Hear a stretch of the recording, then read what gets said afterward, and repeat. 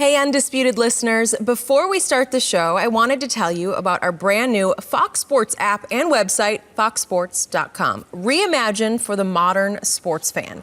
Go ahead, download the new app right now. You don't even have to pause this episode. Every day on the new app and website, you'll see the top stories in sports, plus a rich world of written content, videos, social media, and analytics to give you a 360-degree view of the most important stories of the day. Streaming live TV has never been so easy or elegant. Every Fox Sports game, including all pregame and postgame shows, are just one click away. For the extra invested fan, we also go deep with real-time wagering lines, trending prop bets, win probability, and key player projections. Download the new Fox Sports app or visit www.foxsports.com now. Let's start the show. Welcome to the Undisputed podcast. I'm your host, Jenny Taft. This podcast is the full show from today's episode of Undisputed from start to finish. We've got a busy slate, so skip Shannon. Let's get to it. Good morning. Welcome to Undisputed. We are live from LA. I love the holiday music. I'm Jenny Taft here with Skip Bayless and Shannon Sharp. Good morning. How we doing, guys? Good morning. Good morning. How you doing, Skip? What is this? You saw it last night. Huh? You saw it last night, right? You know what? I saw the Lakers. They look so good. I think we should just call off the regular season and just wait for the playoffs, right? They look good. Yeah. I must admit, It's over. I know it's the preseason. It's over. And I don't like to put too much emphasis on the You know what? preseason. We should just call this show off. There's nothing to talk about. Nothing to talk about. We have plenty to talk about today. How about we do talk about the Lakers because Shannon's got a big smile on his face. LeBron and Anthony Davis made their preseason debut last night against the Suns. Both stars played limited minutes and combined for 21 total points. The Lakers would end up winning 112-107 thanks to Kyle Kuzma being a focal point with a game-high 23 points and Talen Horton-Tucker dropping 18. So, Shannon, how did LeBron and your Lakers look? Skip, the first quarter, you can tell it's been a while. I mean, they took off the first two preseason games. So both guys, especially LeBron. LeBron was a little rusty. But come second quarter, he got it going. And I think Frankie V had told him, look, guys, you're going to play, anywhere between 15 and 20 minutes. You're going to get the first half, and then we're going to take the second half off. And I think both of those guys picked it up in the second quarter. LeBron got that fadeaway going. You know once he gets that fadeaway going, you're at his mercy. Because you're so concerned about him, Skip, getting downhill, getting to the basket, and then all of a sudden he get that dream shake on you. It was good night, Irene. Mikal Bridges had to find that out the hard way. I don't know who Irene is, but whoever she is, good night, Irene. It was over. He dropped one on DeAndre Ayton also. But I love what I saw, Skip. This team is really, really deep now. The bench got almost 60 points, as Jenny mentioned in the read. Kuz, 23 points. Look good. I'm about to take back all the bad things that I said about Kuz. I might have to take those back. Really? I got no problem with that. Skip, but you know who that guy is. That old dynamite. THT. Oh, THT, he about to explode, Skip. Against the third team, he did. There you go. He did. Yeah, against guys I'd never heard of. He was great. That don't matter.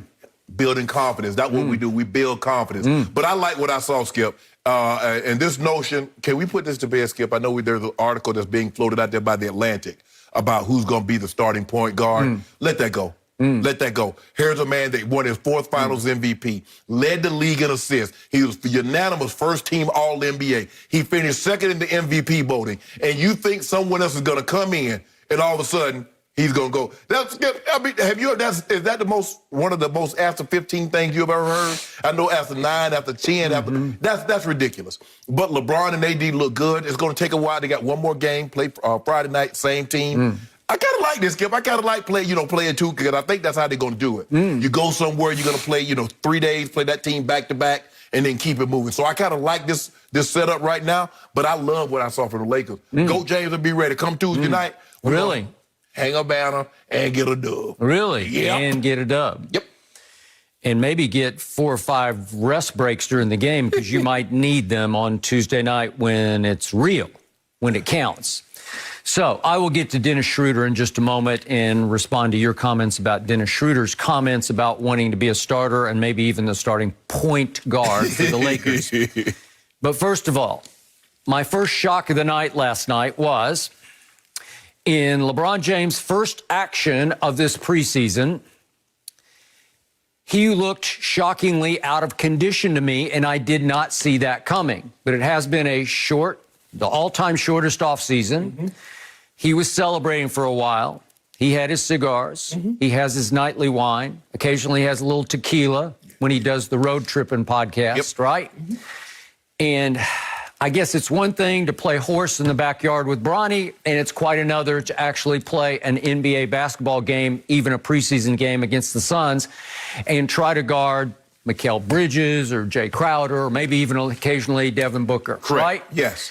And so I was a little surprised when LeBron actually waved out. He, with 5 minutes and 15 seconds left, he waved to the bench in the first quarter and said, I need a rest. I'm not, Skip, you and I both know nothing gets you in shape for playing a particular sport except playing that sport. Okay, so I'm sure they've gone up and down some in their intra-squad scrimmages, but nothing like this. Right. So I was a little surprised at how he did not have his NBA legs, because usually he's been posting a lot of videos. I'm back in the lab. I'm doing this and I'm doing that. I'm sure he's hitting the weights, but I don't know about if he's hitting the cardio that hard in the offseason. Don't know about that.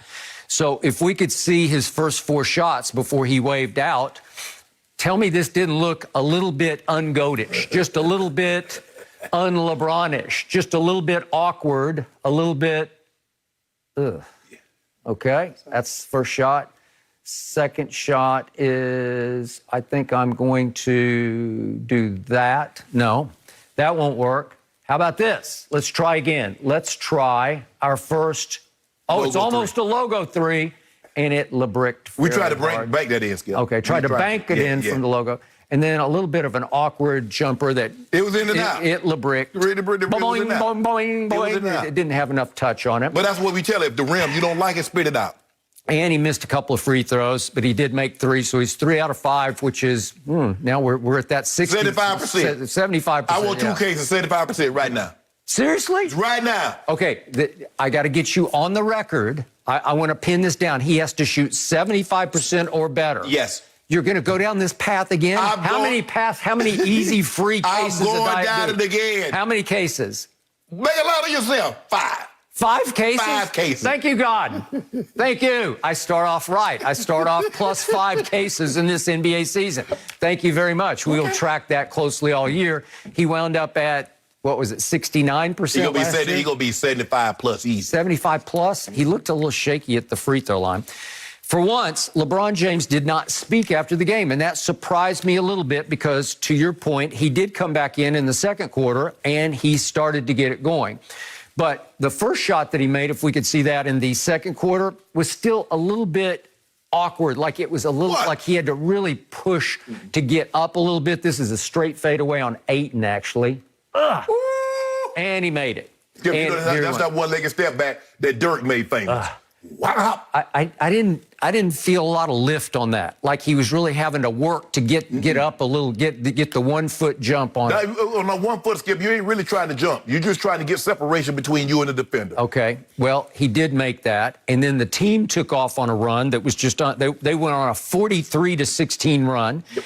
Everybody was clicking. All of a sudden, Phoenix had gone up 20-7, and they went. They made 6 of their next 30 attempts at that point. So it was just one of those weird preseason games with big swings back and forth and back and forth, which brings me to the starting lineup last night. I will remind everybody, there was no KCP. He had hip soreness. There was no Caruso, as in Alex Caruso, because he had hip soreness and did not try. Both players are said to be probably going to play on Friday night when they play their last preseason game. So Schroeder was in the starting lineup. It's a weird mix to me because he is a point guard by trade. Right. And he made it clear in his opening salvo to the Southern California media, the Laker media, that there's no more bench for him. He is a starter, and that he got assurances from the Lakers when he chose to sign with the Lakers that he would be a starter. Are you buying that? Because I don't know about this. No. Will Kuzma gladly come off the bench? You saw what he did last night. He had 23. He played by far the most minutes. He played more than twice as many minutes as LeBron. Yeah. Plus the fact, Skip, it's hard to see a scenario when KCP goes to the bench after starting on a championship-winning team. Okay. We treat this like college. We tell you what you want to hear. Oh, yeah, son, you can play quarterback. Yeah, you can play running back until we get you to sign on dotted line, and then we might put you at D-line. So we got you now. So I do agree with you on this point. There's one and only one point guard on this team, and it's LeBron James. And as Frankie V, your coach, says, he's been the point guard on every team he's ever played on. So I've always said that's his natural position. He was born to be the point guard. Yes. He was born to bring the ball up the floor and initiate the offense. And then he was also born to score the basketball, which he can do, but it's usually within the confines of something that he initiates. And that's the skill. The guy has been the point guard on every team since he's walked into the NBA. So 17 straight Since he years. walked onto a basketball court. So 17 straight years. And for the first time in his career, Skip, he led the NBA in assists. And now somebody's going to come to him and say, nah, bro, we want you off the ball. Really?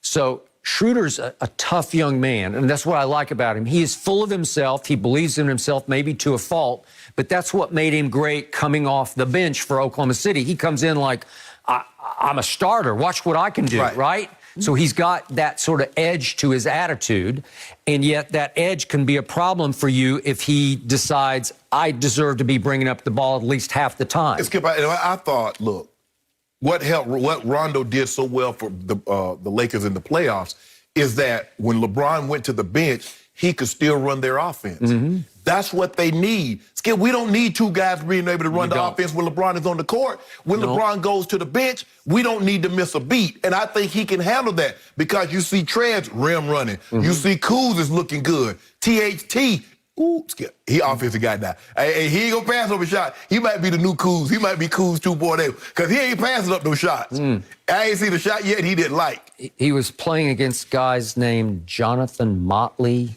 Skip, don't do that.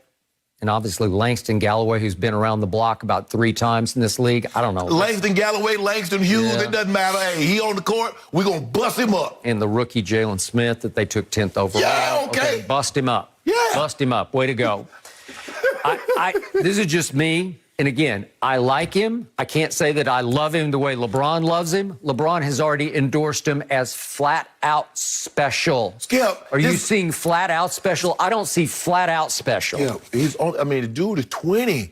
Okay. He's 20 years of age. Can we let him grow? Can we let him mature? If you just look at the seed, it's I think he's already, oh, man, that seed ain't going to be nothing. But it's going to turn into a beautiful palm tree. I think he's fully growed, as they say. I do. And he's got a weird-looking body, but it really works because he's 6'4" with a 7'1" wingspan. Which is unheard of. And he's all top-heavy, where he's 234 pounds, and so it's all upper body weight because his legs are pretty slim. It's sort of a Harden-esque sort of body to me. But you see how, Skip, you see how he finishes around the rim? He does. He can finish through contact. And he's got really good. slither to him. Yeah. He can slither up through contact and get to the rim. Well, because he packs a wallop, man, with his upper body. Remember, in college, he shot 30.9% from 3, and then in the G League last year for the South Bay Lakers, he shot 30.9% from 3. And what did he do right on schedule last night? THT. Oh, he was 0 for 2 from 3. Interesting. But he's 7-11 from the floor. Okay, 7-11. Always open, right? Yep. Okay. I mean, 18-5. Skip, can I interest you at 18-5-2 from a bench player? Yeah. And we got Trez. Trez gave us 11-4. Yep. 11-6. Who else? Wesley Matthews gave us some good production. I liked it. Quinn Cook came off the bench, letting threes go. We good. I like your depth. Your depth could be even a little better than it was last year. I believe it will. The only thing that concerns me, Skip, is that we don't really have a big outside of Gasol. You do not. And that's the thing. And Gasol's going to have to play major minutes, Skip. He's going to have to be in the 30s because AD doesn't want to play the 5 unless absolutely necessary. Yep. So it's going to be imperative that Gasol stays on the court, stays out of foul trouble. Yep. Therefore, AD doesn't have to slide to the 5. Now, we can go Keith Morris and maybe Trez, but we really need Gasol to stay out of. But don't think we're not browsing looking for another big. No? Yeah. Oh, you are? I think you do need. There's no Dwight, no JaVale. Ugh. I mean, they Could might be a get problem. I mean, they might get bought out. So, what did I see from Schroeder in his first action alongside LeBron? I will give you this. A very positive sign was I thought he completely deferred to LeBron the whole night. That they were together, he just was like nowhere to be found. He didn't insist ever on dribbling the ball up the court. LeBron brought it up every time. Yes. And Schroeder just got out of the way. It's like he was a little afraid of that situation. So he did not try to impose his will on the team as a starter, as in starting point guard. He was a starter, yes. but he just played two guard. I don't even know what he played. He just played off the ball. He just happened to be in the starting lineup. He just happened to so be. I don't, like you said, I don't know what position. Because normally, Skip, you don't have a 6'1" 2 guard. There have been very few 6'1" 2 guards that did not play in the 60s. All the other 2 guards been 6'3", 6'4", 6'5". So it's very abnormal to have a 6'1" 2 guard. But he's not going to be the point, considering LeBron James just had his best year assist-wise playing at that position. So why would LeBron move? Why would he even think LeBron would move, Skip? I don't know, because he's Dennis Schroeder, and he was in the running for when he runner-up for Sixth Man of the Year. So you've got the runner-up and you got the winner, and the winner's going to want to play a lot of minutes. And he go, look here. Montrez caused big problems in the Clipper locker room. He caused no big problem. The problem that were caused because guys was, you know what the guys would do? They were snowbirding, Skip. They was resting on the job, didn't want to practice, didn't want to play, and didn't want to do the things necessary that it takes you to win. You keep talking about they needed the Lakers needed rest. The Clippers needed repetitions. Well, Trey's like, how the hell can we get repetitions when every other practice you guys are out? Every third game, you guys are out. So how are we supposed to get what Skip and keep talking about on Undisputed? Interesting.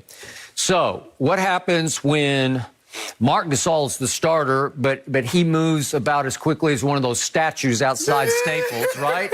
And Trez is watching from the bench saying, wait a second, I'm the Sixth Man of the Year. I got paid. I deserve to be in the starting lineup. No. That's not how Trez is thinking.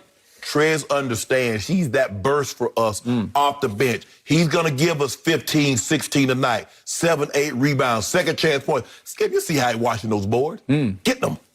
Jack in the box. No, they were good. All of them were good.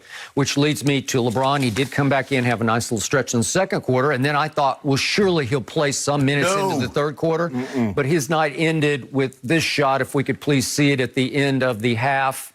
An attempted buzzer beater. I know you were going to do this. Just an attempted buzzer beater. This is another sort of logo-esque. I knew you were going to do it. He says, I got this. I got this.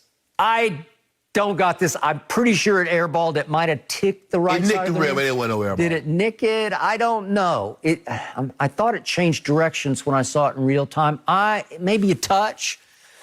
I think it qualifies as his first air ball of the preseason, right? First and last. First and last? Yeah. I don't know. And then I thought, LeBron, are you going to come back? No, he's not going to come back. So do you realize of the top 11 Lakers in minutes played last night, of those 11, the fewest minutes played went to the King. Yeah. Went to the King. Are you played surprised? 14 minutes and 45 seconds.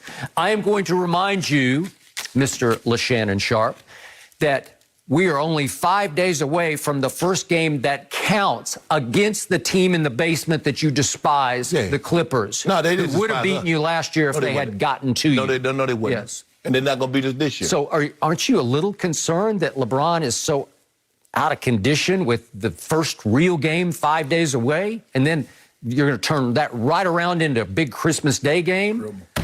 Open up package. Against the leader, the front runner, and the MVP odds right now, Luka? Look, Skip, we understand. And LeBron, the thing is, Skip, he doesn't want to blow himself out. I mean, obviously, he would have loved to have a 4-month training period where he gradually builds up, but that wasn't the case. So I think some of that is going to have to, slightly building himself up to that peak condition that we normally would see. But I'm not concerned about LeBron, nor should you be. You like what you saw last night. That's the package. Well, that would I be liked a bit of it. But then after the game, Vogel said, we anticipated a little bit of a rusty first stretch, meaning for LeBron, Yeah. and I thought that played out, said Frankie D. Yeah. LeBron won't like him saying that publicly, but it's the truth. then he said, once he got his legs underneath him, I think he settled in and looked great. It's going to be a matter of his legs back under him again. Yes. I mean, how many times? We about to be the first time that somebody get crowned 2 champs in 1 year. Really? We about to be the 2020 champs again. Really? We just got crowned. We just got crowned. Oh, it'll be 2021. So come. No, Okay. but fast. I mean, think about it, Skip. 71 days is that from the time we were drinking champagne and smoking cigars, Yeah. gargling champagne all in our You face. sure that's not still going on? It's 71 days. Huh? Look at O'Brien. Yep. Look good, too. You sure he's not going to get out of breath just watching the banner get raised I mean, on he gonna be- Tuesday he night? might. He might He get might. winded. He might need to sit down. The only thing that helps us in that situation, the fans won't be there going crazy. Because if the fans are there and you dropping banners, man, you get hype. You get hype beyond hype. But we're going to mellow this thing out because we got something for old Kawhi and old Really? Paul George. Huh. Those guys actually have been in the lab the whole offseason because they weren't celebrating anything, that they were ashamed of their demise. You can't fix 3-1. Yeah. That's broke. And plus, Doc is a good friend of me and Bron. Doc's a good friend. And somebody took a shot. So if you take a shot at my friend, what does that mean? You took a shot at me. So guess what I got to do for Doc? Put foots in your Paul George. Really? It's going to happen Tuesday night, Really? bro. Yeah. Kawhi, you get some of this too. How can you put foots in people when you don't have your legs underneath you? That's all right. It's physically impossible. No, it's not. No, it's not. Yeah. And Kawhi, you get some too because you up there yelling, hell no. When Trey Hell no. And that's what Kawhi's going to yell when he sees that banner being raised on Tuesday night. Hell no. Why? Why you gonna do that? He had a chance to have one hung. Yeah. He could have had one hung. Well, he would have. But I saw Steve Ballmer. Steve Ballmer wasn't all doing all that party. He a ball of energy. Ooh, he signed Paul George, and they trotted out there the jerseys, the 2-1-3. Ooh, I mean, look at this right here. Ooh, the real Southern California. But I told y'all along, it was the 3-2-3. That's where it's at. That's what's up. Really? Yep. Well, I just hope LeBron, maybe he can run some wind sprints today. I don't know. Skip, you know good well whispering. I'm just trying to help. Guys get in shape. Guys get in shape for football by playing football. Yep. Guys get in shape with basketball by playing basketball. And you have to get into the actual game. Okay. That's why, I'm looking at the guys that this season, Skip, no preseason. And you just going out there, you going from practice to playing 100 miles an hour. Watch what GOAT do. Okay, so now we're 5 days away from when it 5 really days matters. I think he's got plenty of time. He'll be just fine. He'll be fine. And you're going to be there celebrating, Shannon? You ready for it? He's going to be doing this. Oh, okay. I'm the official battle raiser. You That's are? my title. That's what I am, the official. Important role. I hope you're ready for No it. mercy. What's up, Undisputed listeners? It's your boy, Shay Sharp. I wanted to tell you about my new podcast, Club Shay Shay, where we always do something before two something. Each week, I sit down with a guest for a drink and conversation, and as host and proprietor of Club Shay Shay, I welcome in esteemed guests such as Snoop Dogg, Floyd Money Mayweather, LeVar Ball, Isaiah Thomas, just to mention a few. Whether I'm talking to an athlete, a musician, an actor, or a lifelong friend, Club Shay Shay is a place where people share inspiring and motivational stories about their journeys to prominence. The new episode drops every Monday on Apple Podcasts, Spotify, or wherever you get your podcasts. Subscribe to Club Shay Shay now and make sure you never miss a new episode. Now back to Undisputed. No mercy. Some have considered Aaron Rodgers the favorite to win MVP over Patrick Mahomes through 14 weeks of play. Rodgers isn't shying away from the spotlight and even thinks this should have potentially been his fifth and not his third. Take a listen. There's not many guys that have won 3, so that would definitely mean a lot. I feel like I've been in the conversation, a number of years outside of the 2 that I've won. We're talking about in 12 when AP went nuts against us in the last game of the year. I had a pretty good year that year. Obviously, in 16, we made our run and led the league in passing touchdowns.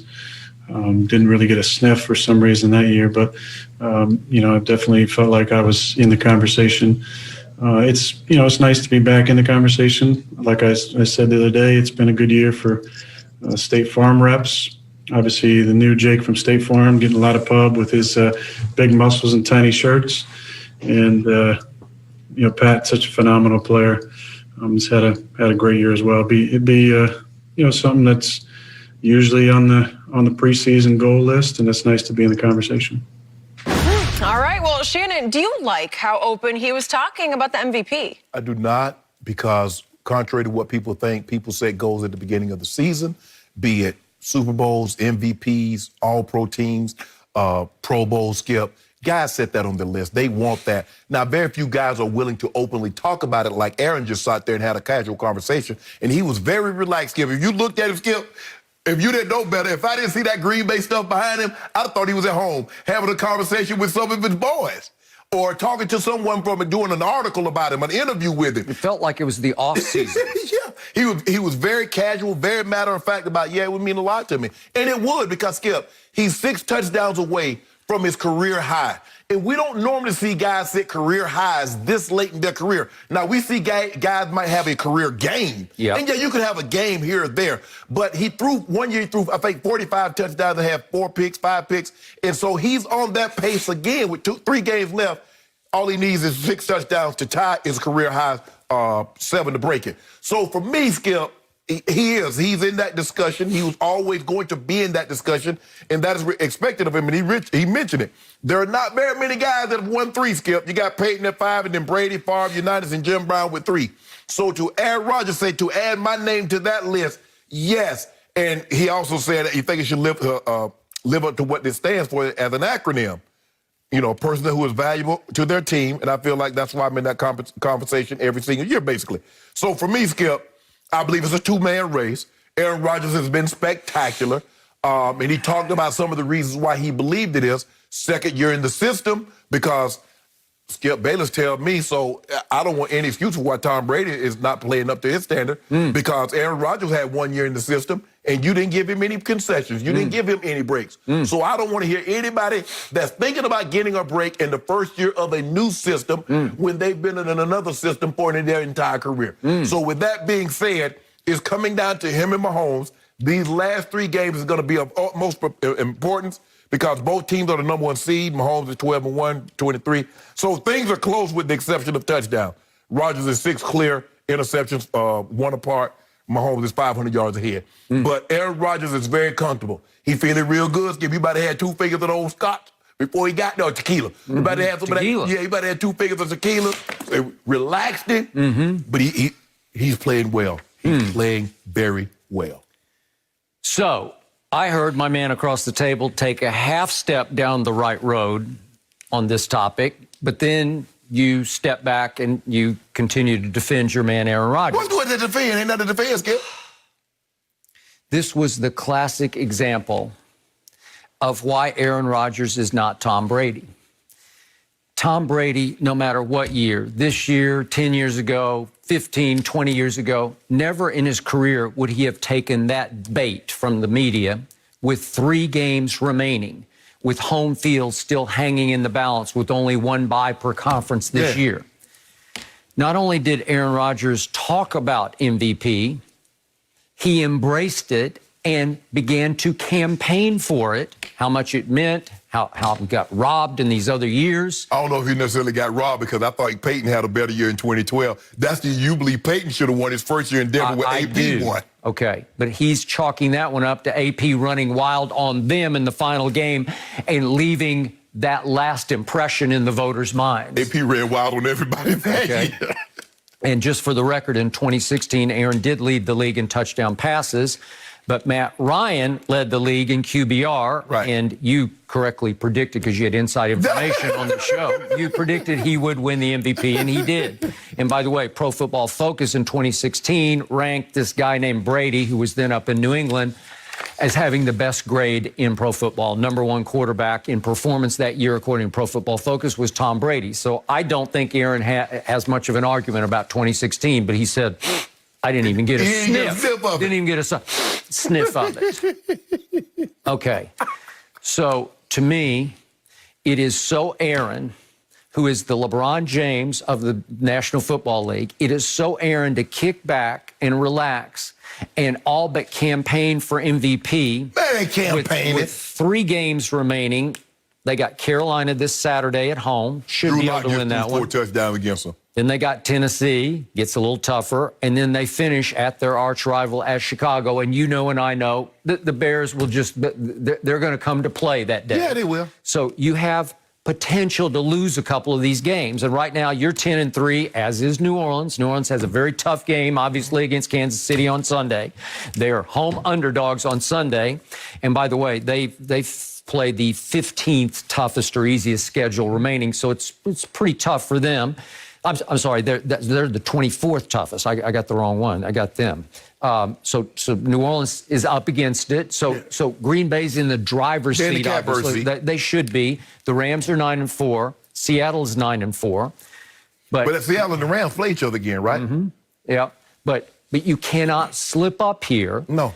You cannot take your eyes off the prize and start talking about an individual award. And you started to say that. Your first line out of your mouth was you did not like it that he talked so openly about MVP. Am I right?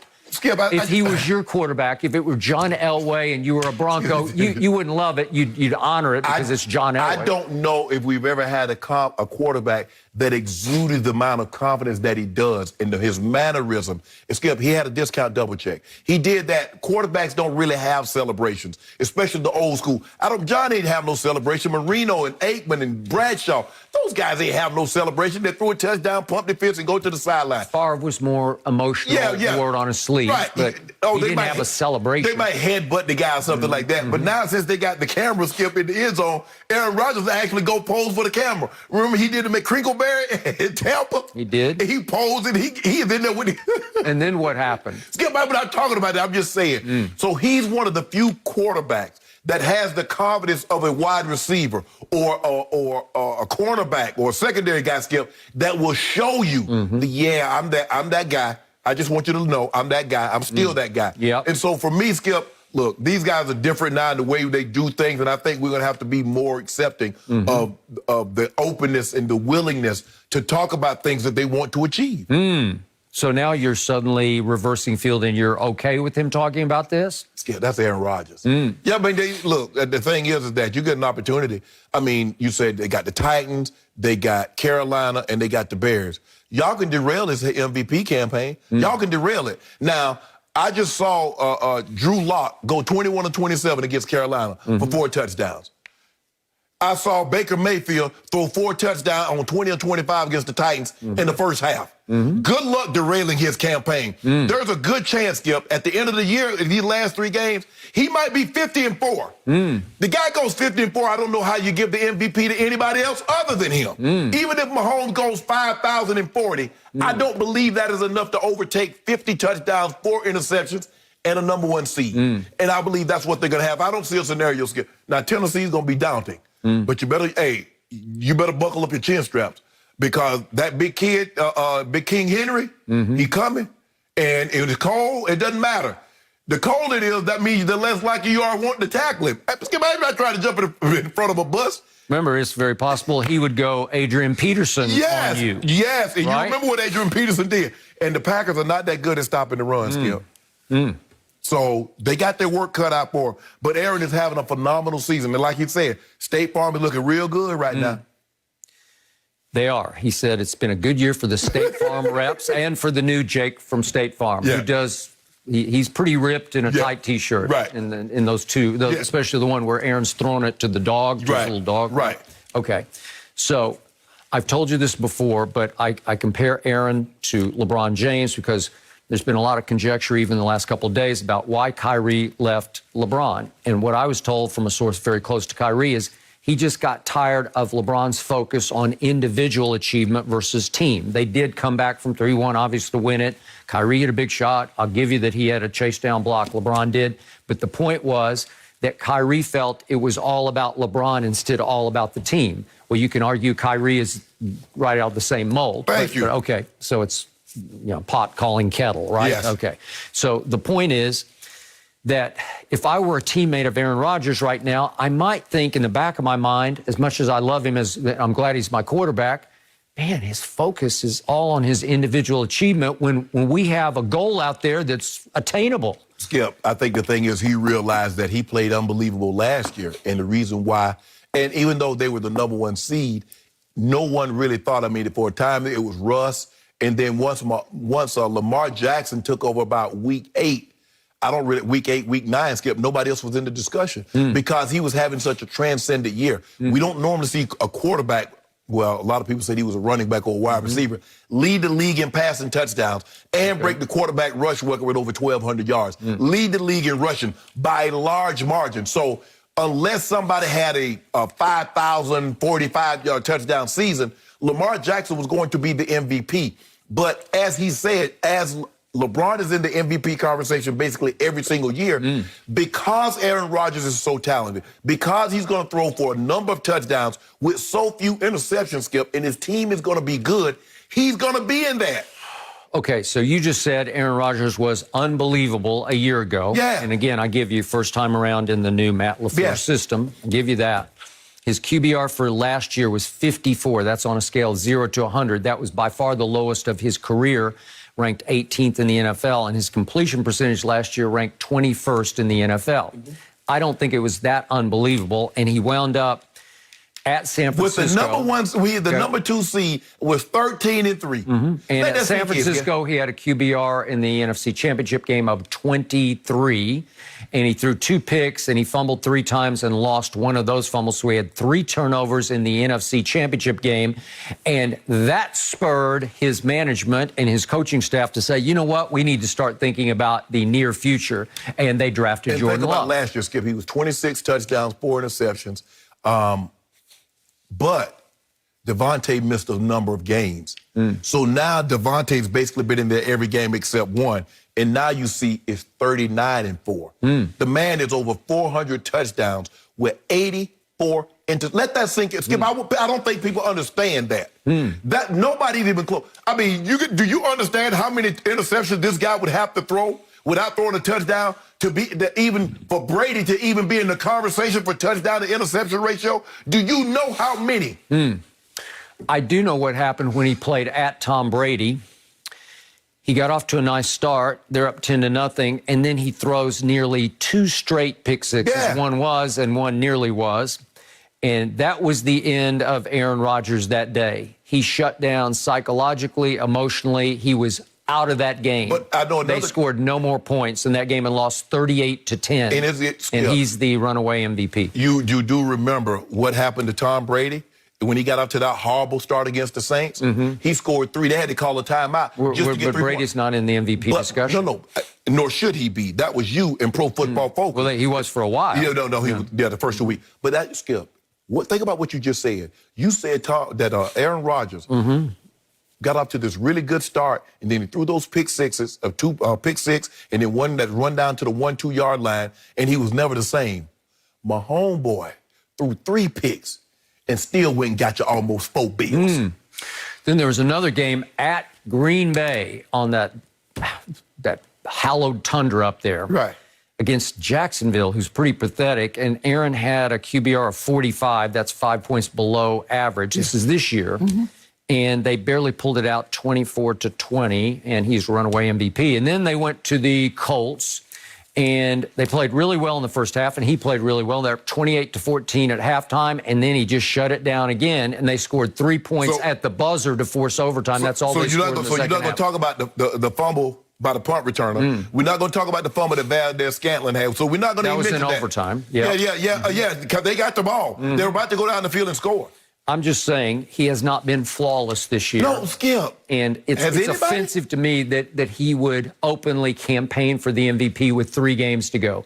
Maybe if it's the last week of the season and you've clinched, I'd give it to him, but I can't give it to him now, and I'm surprised you are. No, I'm not giving it to him, Skip. He's saying when you play the way I've played and the team is having the success, Skip, like you said, he's like LeBron James.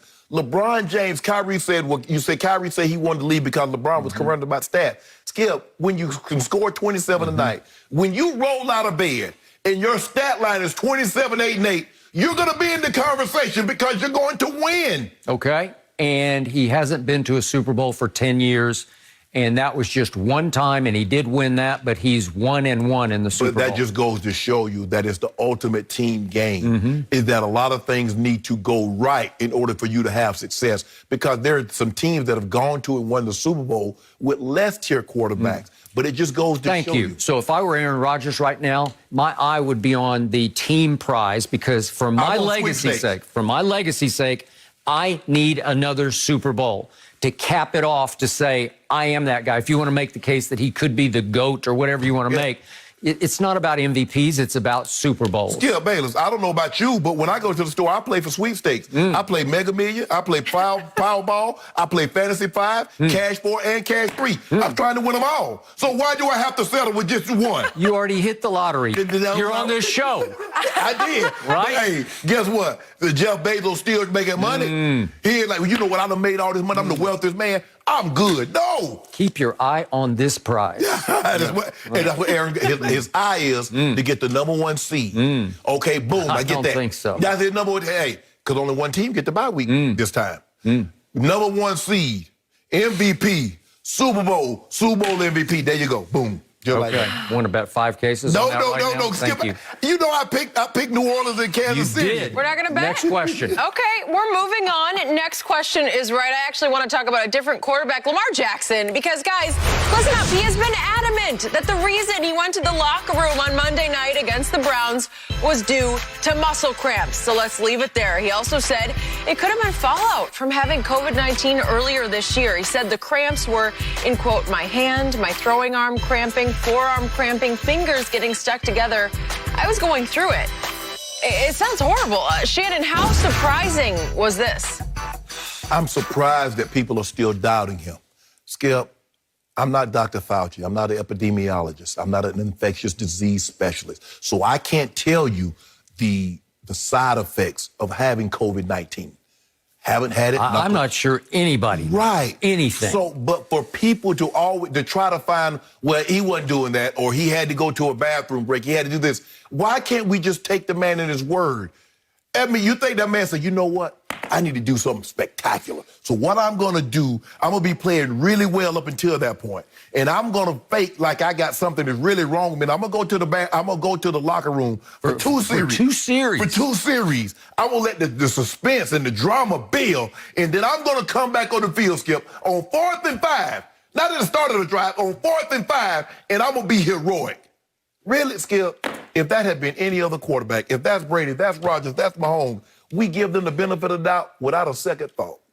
This man is constantly, here we are, Skip, it's Thursday, and the man is constantly trying to defend himself. The man had COVID. Like I said, Skip, I can't sit here and say, well, if you have this, but I can tell you, I've been dehydrated, and I've had muscle cramps to the yin-yang, and I've always suffered from muscle cramps. Because I'm not a guy, I'm not a heavy water drinker. I know I should drink more water, but I'm not a heavy water drinker.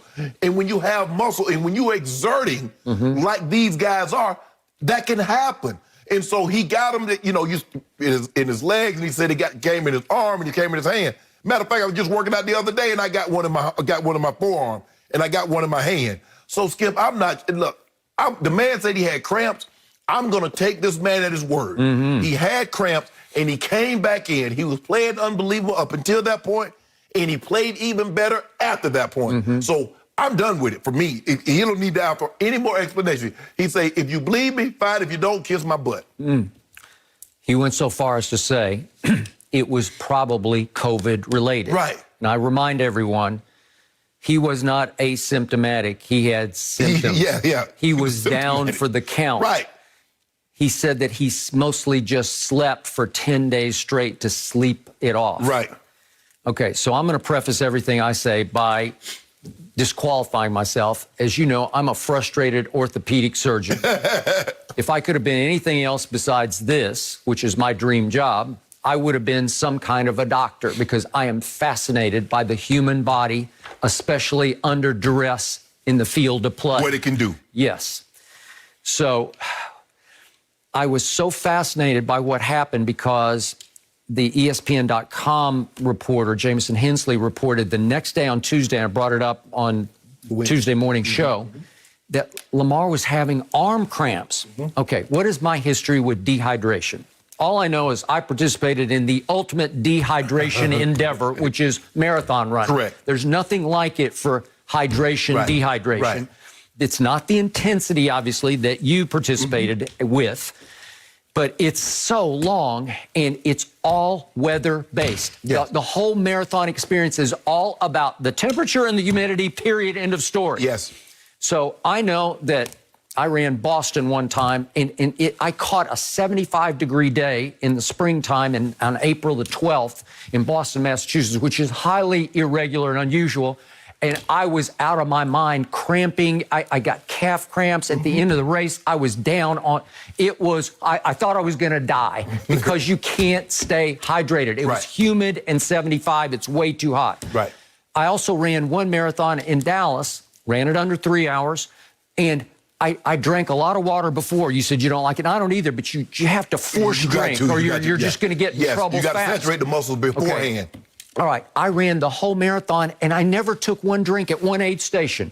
And I ran like that was 2:55. My best was 2 hours, 47 minutes, and 20 seconds. That was at Houston in a drizzle at 55 degrees. Beautiful, perfect. That's You want cool temperatures. Okay, your body stays cool and you can go. A lot of my friends said there's no way you could have run the whole Dallas White Rock Marathon without a drink. I said I did, and I felt great. But I was You was waterlogged to begin I was with. bloated with water. Okay, now back to Lamar.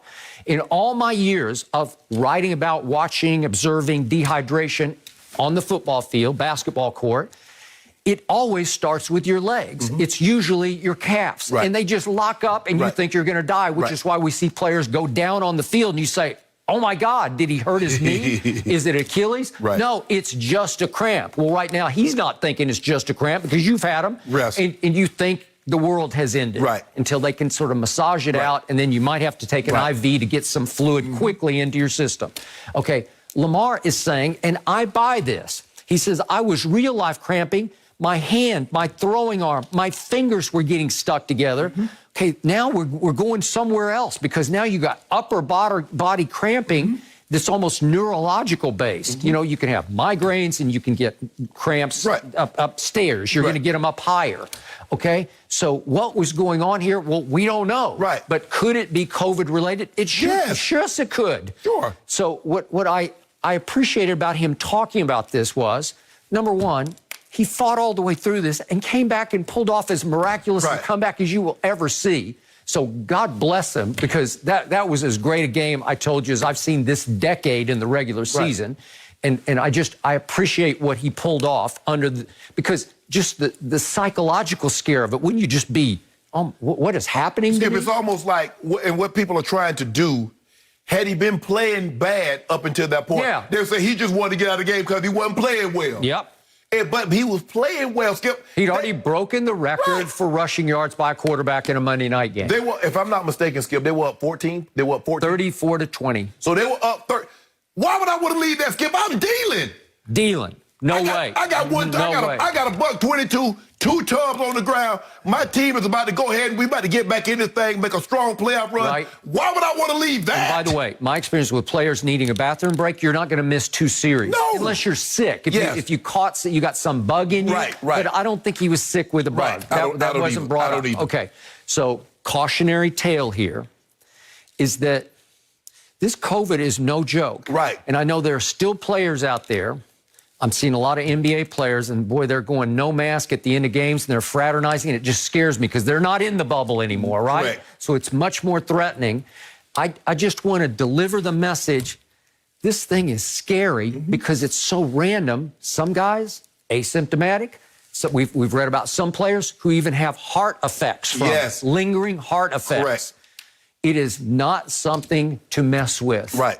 It is something to avoid at all costs, and I know Ernestine and I are so into this right now. You realize yesterday out here in Los Angeles was the worst day yet in the whole pandemic. They had more positives out here just yesterday in the last 24 hours than at any time in the whole pandemic, mostly probably because of Thanksgiving. Right. Okay. And then we about to got to have another holiday. Here we go again. And then we about to have New Year's Eve. So So for about a month stretch. So I just hope all those players, both NFL, any sport, obviously, take a look at this and say, man, Lamar was down, and then it came back and bit him during the game. And it is not to be trifled with. You're exactly right, Skip. But like I said, because this disease of this virus is so unknown, we don't know. It's going to take some years for doctors to understand all the long-term effects of what having COVID did to an individual. So like you said, some people get it and it's like nothing. Like nothing. And then some people get it, Skip, they're on ventilators. They in ICUs, and some people die. There's a reason why they got 305,000 deaths. Yes. Some have underlying causes and some have none. Right. So for me, like I said, I'm going to give Lamar. Lamar said he started cramping. I'm going to take the man at his word. Me too. Having played this game, having cramped in these games, in cold weather. See, Skip, and I guess it's hard for people, if you've never been in a situation like that, it's hard to say what is, man, I ain't never cramped in the cold. Well, I don't know if you've ever been asked. Because not only are you performing mentally, you're performing physically. I got it. And sometimes, Skip, you can get cramps just because you're so focused and you burning so much energy. People don't understand that. Like I said, I'm a muscly guy. But I've had cramps and I've suffered from them when I was growing up, Skip. It's not like when you go to college or you go to the NFL or professional sport, you get IVs. I was baling hay for Mr. Joe Tatum one time, and I cramped up, folding, lifting the head, and so I locked up. What they gonna do? Just pour cold water on me and say, hey, you call me Pee-wee. Pee-wee, you'll be okay in a little while. Take a break and here we go. But that's it. But this man, to try to diminish the man, Skip, to say, he ain't cramping that was nothing he had to do. Come on, people. Nope. It's legit. Yes. And finally, the bottom line of the story is just yesterday, the Ravens had 3 receivers go back on the COVID list, including Hollywood Brown, because of contact tracing. I'm not sure that they have it. They just, because they're back on the list. Because of their contact. Here we go again. Yeah. I think people had fun with it on social media. Yeah, I had fun with it. Unfortunately, they had fun. But I believed it. You had fun too. I did. But I think it's important to remember that Lamar, he's being honest about this. And right now we're just happy that he's healthy and doing well after dealing with COVID. But no mercy. Hey, Undisputed listeners, it's Charlotte Wilder here to tell you about my new podcast with Mark Titus called the People Sports Podcast. It comes out every Thursday, and Mark and I take one of the big stories of the week, and then we go off on tangents you never saw coming. This might mean that we start talking about the Dodgers winning the World Series and end up wondering if Knicks fans deserve happiness. Or begin with LeBron's greatness and end up drafting our ultimate beer league softball team made up of old athletes. Whatever it is, the only rule of the show is that it has to be fun and funny, because these days we could all use as many laughs as we can get. So check it out wherever you get your podcasts and come down weird sports rabbit holes with us.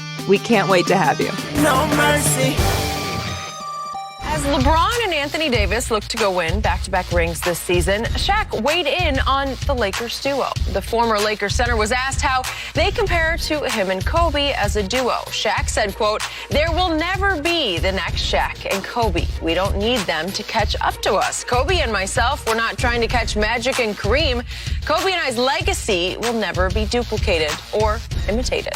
So, Shannon, which Lakers duo would you take, LeBron and AD, Shaq and Kobe, or Magic and Kareem? Is this a trick question? Nope. I mean, really? Skip, you know I love, look, I think it goes without saying, everybody knows how I feel about LeBron. And everybody knows how I feel about AD. So? But the greatest duo of all time is Kareem and Magic. What? It's not even close. No, hold on. Yes. I thought you were going to go obvious that it's LeBron and AD. No. Wait, it's GOAT and Baby GOAT. No, Skip. Well, so that's all for show? Skip, no. Skip, they've only been together for 1 year. Let's just say, for the sake of argument, they stay together for another 3 years. That'll put them together. I'm talking about after this year, they stay together for another 3 years. Yeah. That's 5 years. Do people realize that in the decade of the 80s, that Magic and Kareem went to 8 finals in 10 years? Mm-hmm. They had a stretch from 82 to 89. They went to 7 finals in 8 years. They won 4. And you talk about that decade of the 80s, there was 3 regular season MVPs, 4 finals MVPs. Skip, it's not even, this is as far as duos, Kareem and Magic are the greatest duo ever assembled. Skip, you're talking about arguably 2 top 5 players of all time playing together. I believe LeBron James is the GOAT. but AD has a ways to go to be a top 10 player of all time. If you want to say Shaq and Kobe top 10, okay, fine. But it's hard to say that both of those guys are top 5 players. You can make a compelling case. With Kareem with 6 MVPs, regular season MVPs. He has 5 championships. Magic has 5, 3 regular season MVPs, 3. So you can make the case. It's the only case to be made. I love all these guys. Shaq and Kobe were dominant, but they're not the greatest duo of all time. That belongs to Kareem and Magic. I am dumbfounded by your position. I am blindsided by it. And ultimately thunderstruck that you wouldn't go LeBron AD on After it. 2 years? Goat and baby goat. That's all I know. That's all I ever hear. After 2 years? But we're talking about LeBron James, who you tell me is the greatest player ever. Well, then I'd say, gee, if you give him Anthony Davis, then he should be the greatest duo. Okay, let me ask you a question. Is Anthony Davis right now a better player than Magic Johnson? Well, no, but we're going big to big. Let's go big. Is he better than Kareem or Shaq? Stop. Okay, well, that's the debate. But I just figured you'd go there. Skip Kareem got 38,000 points. Okay, now it's my turn. I will give you this. I have Magic ranked second on my all-time list behind the true GOAT, the authentic GOAT, not the phony GOAT, Michael Jeffrey Jordan. Okay. Chicago, Illinois. Bull. So if Magic is my second-ranked player, then how could I not go Magic and Kareem over Shaq and Kobe? Yeah. It's because I have Shaq ranked, I believe, I didn't check this before the show, I should have, but I think I have him ranked third all-time on my all-time list, and Kareem's down the list maybe 8 or 9. Okay, so Shaq is superior to Kareem, and if we just do the hypothetical head-to-head of the duos, this is just me, Shaq would destroy Kareem Abdul-Jabbar. With the Shaq, like Shaq destroyed Elijah Wan? Going to destroy him like that? I saw him destroy both Tim Duncan and David Robinson. But Skip, two they're not 7-footers. Okay, but hey, Tim he's pretty good. He was. Okay, but Skip, but Kareem. Okay, I'm talking about 2000, 2001, 2002, a three-peat for the Lakers. The first year, Shaq won the MVP, and I'd never seen anything like it before. He went 30, 14, and 4 assists. Remember, this big man, this huge force of nature, kept averaging 4 assists through their championship years. That's really special. And 30 points led the league in scoring. 14 rebounds was close.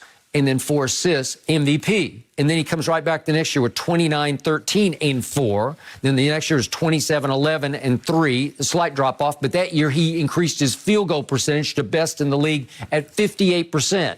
In the previous 2 years, he made 57 and 57% of his shots, which is just off the charts great. Yes. It just means you can't stop him. Skip, but I think sometimes, Skip, when you rank someone, it's almost like, well, since you didn't put this duo or that person first, you undermining or you diminish what they're accomplished. Skip, I don't know if people remember this. The year that Magic won the Finals MVP, they didn't go back and check Kareem's stats. Kareem was like 33 and 14. That's what he was averaging, but because he missed Game 6 and Magic Johnson had that Herculean effort, what was he, 42, 15, and 7, he won the Finals MVP. He did. But I believe had Kareem stayed healthy and they won, Kareem would have been the MVP. Just, Skip, I don't think people realize, but you remember Kareem in the 70s. It was his decade. Do people realize he won 5 MVPs in the decade of the 70s? I don't know if people realize that, Skip, but that's what he did. He won 5 MVPs in the decade of the 70s. Okay, I got it. I even covered Kareem out here for the Los Angeles Times when he first came to the Lakers. What, 75? Yeah, well, I was 77, 78 in there. But there was no Magic yet, obviously. Right. He got Magic in 79. Okay, so here's my thought on Shaq and Kobe. They are 2 cold-blooded basketball killers, both of them. They're assassins. They had that alpha dog mentality, both of them, which is why they ultimately parted ways, because they were too much the alpha. It was alpha versus alpha. They clashed internally as much as they imposed their will on their opponents. But because of that, if you put them against Magic, he's the smiling assassin, but Kareem was finesse to me.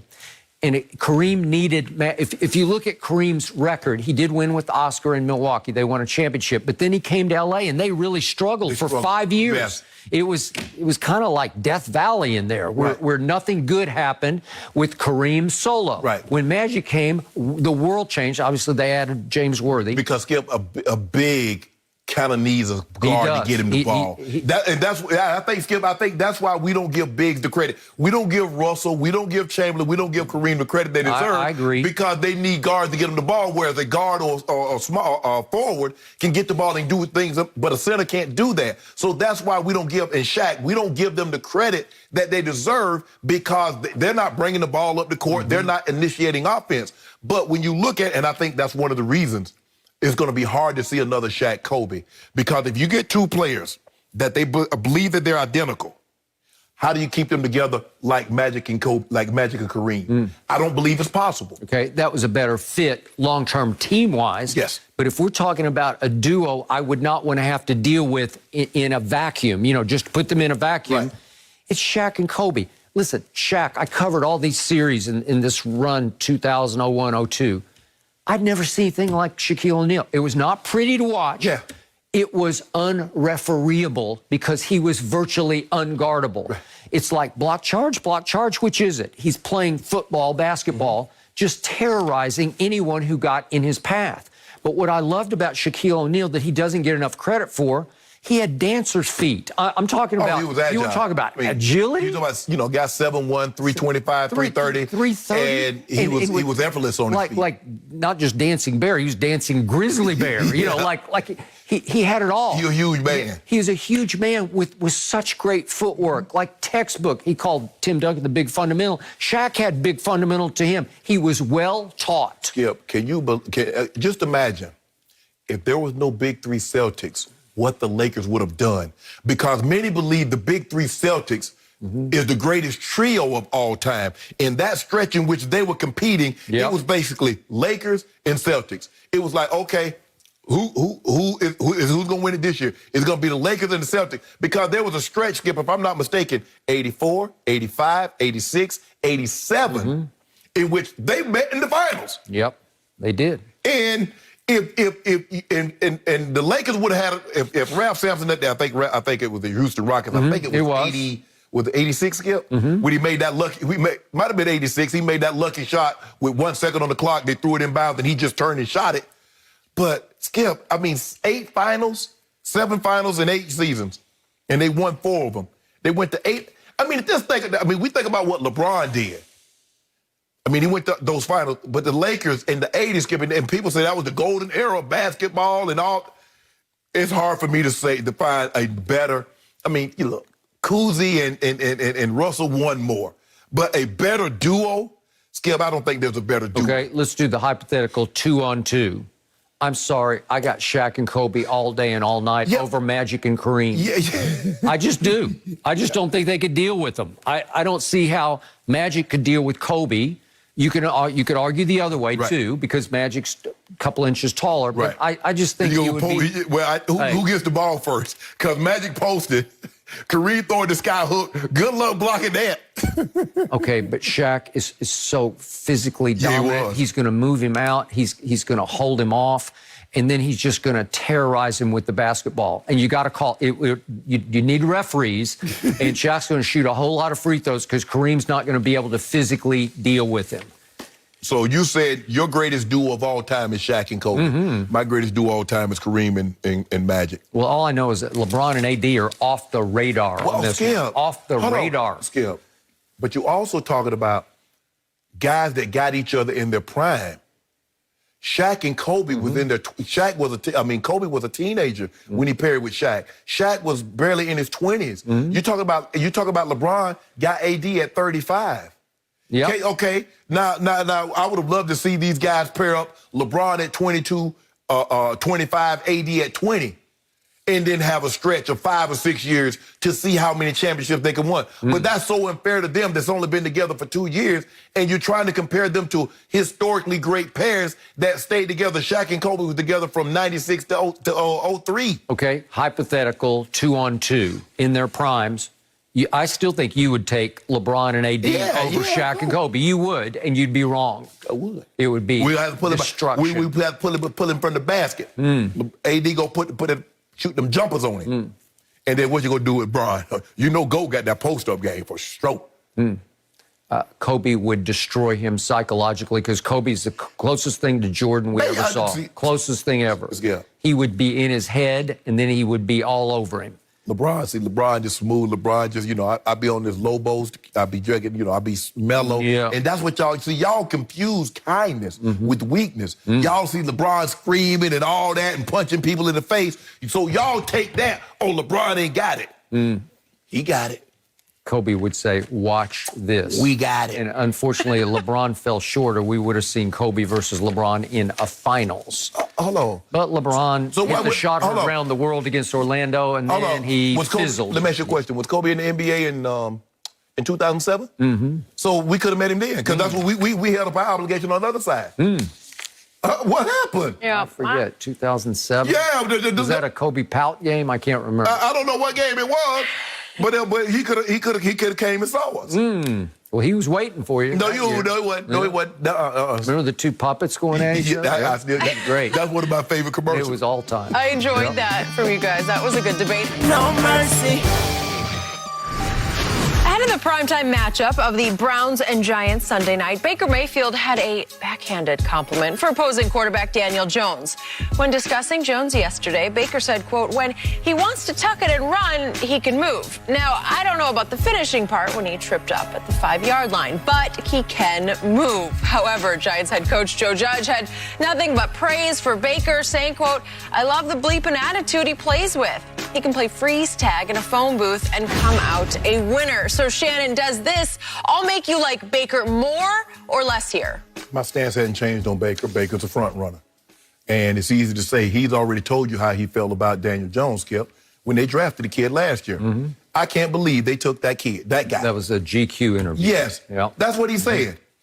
When he thought it was off the record, he told you how he felt about Daniel He Jones. and the reporter had just sat down to dinner. Right. And he looked up at the TV, and there was a report on ESPN. They're taking Daniel Jones. It's after the draft. Right. But he just made the offhand remark, I can't believe they took Daniel Jones, Right. which was obviously what his true feelings. What his true feelings were. Yes. Now he wants to like, oh, yeah, man, he can tuck it and run now. He might not make it all the way to the end zone. But, Skip, this is what we know about Baker. Baker's a front runner.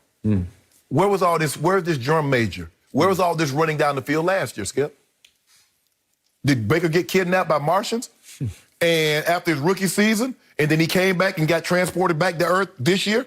Because there's a difference. The difference is that they're winning, and the difference is they're running the football lights out again. Yep. So Baker's what I always thought he was. Baker's a front runner. And as long as things are going well, Baker's going to be at the front of the line. But when things are not going well, he taking shots at every person that has a comment, analyst or commentator on television about talking about something about him. But Baker has not changed in my eyes. Baker's a front runner. He's playing well this year, but let's not let that fool us and make us forget about what he actually truly is. Which is what? Front running. I think he's a front running right now game manager. I'd be interested to see, because let's just say for the sake of argument, he had the running game of Kansas City. You think Baker Mayfield is throwing 4 touchdowns in the first half? You think he's putting up the numbers that he puts up? Because we saw when Chubb was out what he looked like. We saw that. Okay. I cannot refute one thing that you said. And to pile on this point, Baker even said yesterday of the GQ interview, which was back in 2019 after his rookie year run, obviously. He's feeling good about himself because you're the good make most touchdown passes by a rookie quarterback in NFL history. But Baker said yesterday, reporters and media will do anything to come up with a clickbait story. No, not true. You said it. No, you said it. You did think it wasn't quite on the record because the interview hadn't quite started yet. Right. But joke's on you. Yes. You said it. And you meant it. And you should own it, but he won't. Okay, I don't like any of this, but I still love Baker. And the problem with Baker is he can't stay out of his own way when things start going right, because this is who he is. This is what drives him to be successful. He wasn't a one-time walk-on. He was a two-time walk-on. When has that ever happened? He Never. walked on at Texas Tech and fell apart with Cliff Kingsbury and said, okay, heck with you. I'm going to go where my father went. I'm just going to go walk on at Oklahoma and say, hey, can I play? Right. That's basically, he lived in the student dorm, not the athletic dorm, Correct. his first year. What? And all he did was win the Heisman Trophy. Yes. Okay? That's pretty good. It's pretty good. Ain't very many walk-ons that won the Heisman. Yet, what happened along the way? Well, we talk about all the incidents. One time, he's just didn't like TCU running a lap around his end of the field, warming up in Norman, Oklahoma. So he just drilled one of the Horned Frogs right in the helmet with a pass. I mean, he nailed him. Yes. This is a great throw. Might have been his best throw. Oh, that yeah, day. that was from about 40, 50. Nailed him. I can't remember if it knocked him down or not, but it rang his bell. Of course. Yep. And then at Kansas, one of the Kansas captains wouldn't shake hands, and so Baker's over there during the game, and Kansas was terrible, and it was a mismatch, and he's making gestures across the field that we can't talk about. And then, for some reason that I cannot explain, he and his then girlfriend went to Fayetteville, Arkansas to party for the weekend, and one thing led to another, and he had a couple too many to drink, and he's running from the police and got thrown up against a retaining wall. Could have gone real bad. We've gone through this here lately, talking about what could happen if his skin color were different. Yes. But the point was, he did get that close to real danger. Correct. And I think that shook him up, but it didn't cure him. Because at heart, I'm going to use the one word I can use on television. He's just a jerk. You know, he's got that in him. Yeah. There's probably a better word for it that I can't say. Yeah. Right? But it propels him. It fuels him. It's chip on shoulder, and you're right. He front runs, but he's a really good front runner. Yeah. And now we're back to the Joe Judge comment. Well, we had Charlie Weiss on the show before that draft. He sat right there. Yes. Another chip off the old Belichick block from the coaching tree of New England. And so is Joe Judge. And Charlie Weiss just said that it was maybe the day after the semifinal game lost. It was an overtime loss to Georgia. Yeah, Remember this? He said he would take him. Said, that's that guy. Yeah. I want that guy number one. Why? It's attitude, just the way he plays, his competitiveness. So Joe Judge goes expletive and had to apologize for it, but I love the effing attitude he plays with. Elite competitor. I agree. I buy that. Coaches gravitate to that because you can't teach or coach that, right? It's something you're born with. It's just instilled in you. It's part of the fabric of how you play football. And coaches are fueled by watching him be fueled by it because too many quarterbacks are too nonchalant, too blasé, that they don't come with wearing it on their sleeves, which is contagious for the rest of the team. Correct. Okay, so it's funny, the reporter here points out, Joe Judge has never said anything that complimentary about Daniel Jones. Well, there's some quality in Baker that he doesn't see yet in Daniel Jones. Daniel Jones doesn't possess. Doesn't have, right? Yes, yeah. Okay, so here we go with Baker, and he's trying to sort of walk back the first quote on Daniel. So he's talking about, I admire him, and he can really move when he's got the ball, when he takes off. And run. But then he couldn't help himself, and in midstream, he has to stop and take a shot about how he tripped over the 5-yard line, right? Yeah. Well, it's just wrong, and it won't do you any good. It didn't mend any fence with Daniel Jones. And if I'm Daniel Jones and I read that, then I would have an attitude going into this game. But Skip, you've already told me how you felt when you didn't think you were being recorded or you didn't think anybody was going to hear what you said. Yeah. You already said how you felt about me. I can't believe they took that guy. Yeah. That's how you truly he said feel. That where they missed the mark in pro football evaluating college quarterbacks is, his point was to that interviewer, GQ, it was Clay Skipper back in 2019, was that they missed the mark because it's all about winning. Baker did win at Oklahoma, but most quarterbacks at Oklahoma are probably going to win, right? But he boiled it down to that because Daniel Jones played at Duke where they weren't very good. Right. And that was, Skip, if you just based it on winning, Alabama quarterbacks would be number one every year. because that's all they do is win. You could make that case. But that's not, but you have to evaluate on other things also. But I also think, Skip, you look at Daniel Jones and they said, hold on, ain't no other guy he got playing with going to be in the NFL. So imagine if you gave him NFL receivers, an NFL running back, an NFL offensive line. This kid might be really special. It's not like a situation where you had Peyton Manning and Peyton Manning, had Peerless Price and had, Jamal Lewis and had guys around him. At Tennessee. Yeah. But, I mean, sometimes, and I think that's the hardest part to analyze of a quarterback, Skip. A guy, because like you said about Tua, well, how do you really evaluate Tua? Well, you're going to have 5 guys go in the first round at wide receiver, and you're going to have 2 or 3 offensive linemen that go top 10, top 15, and you got 2 running backs. So how do we fairly evaluate him? Najee Harris is really good. He might be a first-round pick. Yeah, so how do we fully evaluate him versus a guy like Daniel Jones, who's 6'5", 235. I got it, and I watched him, 4 or 5 times at Duke. Never caught my eye, never registered that he'd be anything more than a 5th or 6th round pick. I'm not so sure if David Cutcliffe was not his head coach. I agree. And he hadn't coached Peyton Manning and Eli Manning. I'm not so sure he's a first rounder. Well, I will be the first to say he's been much better than I thought he could be because he is very athletic. Yes. And he's more reserve competitive, but I think he's got a hot streak in him. Until he learns to take care of the football, I know. He'll never reach potential. Yeah. But he has talent. Oh, yeah. He can throw it. He can run, obviously. But Skip, them turnovers. No, won't work. Well, that's the one thing Baker this year has finally eliminated. No mercy.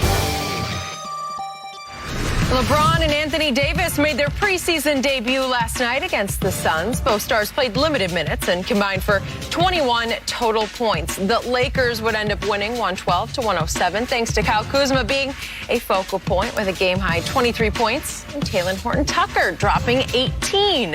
Fox Sports NBA analyst Chris Broussard is joining us this morning. Chris, how did LeBron and the Lakers look?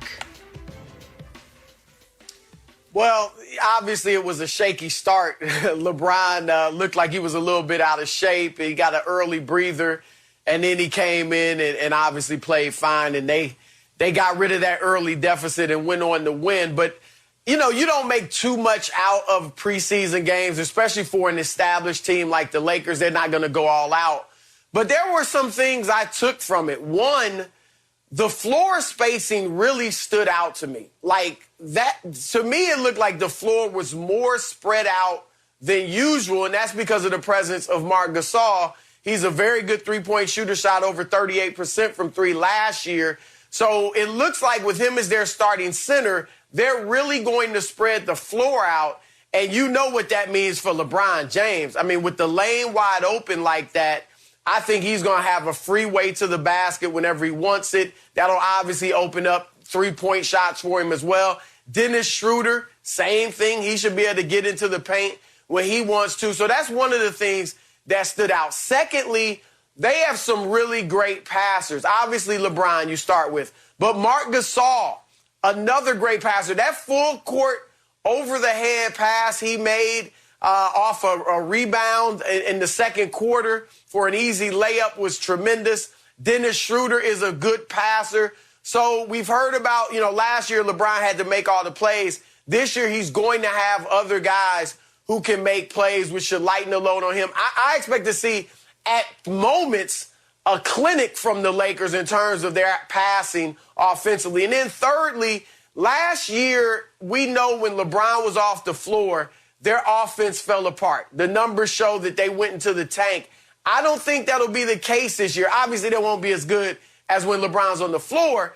But with THT, Talen Horton-Tucker, I don't want to put too much on him. But the other guys I already mentioned, I think they've got more playmakers. And the guys like Caruso and that second unit, they're going to be better than last year because they're more confident. They got it done at the highest level. So those are some of the things that I was trying to really look at and read about this upcoming season rather than just the final score and who's scoring and things like that. So I thought it was it's been a pretty good preseason for the Lakers, 3-0, and LeBron and AD have hardly played. 3-0. Horton gives a hoot. It's over. Yeah, Horton. O-T-A-T. He about to detonate. You know, T-H-T and T-N-T. THT on TNT. Yep. He's got next.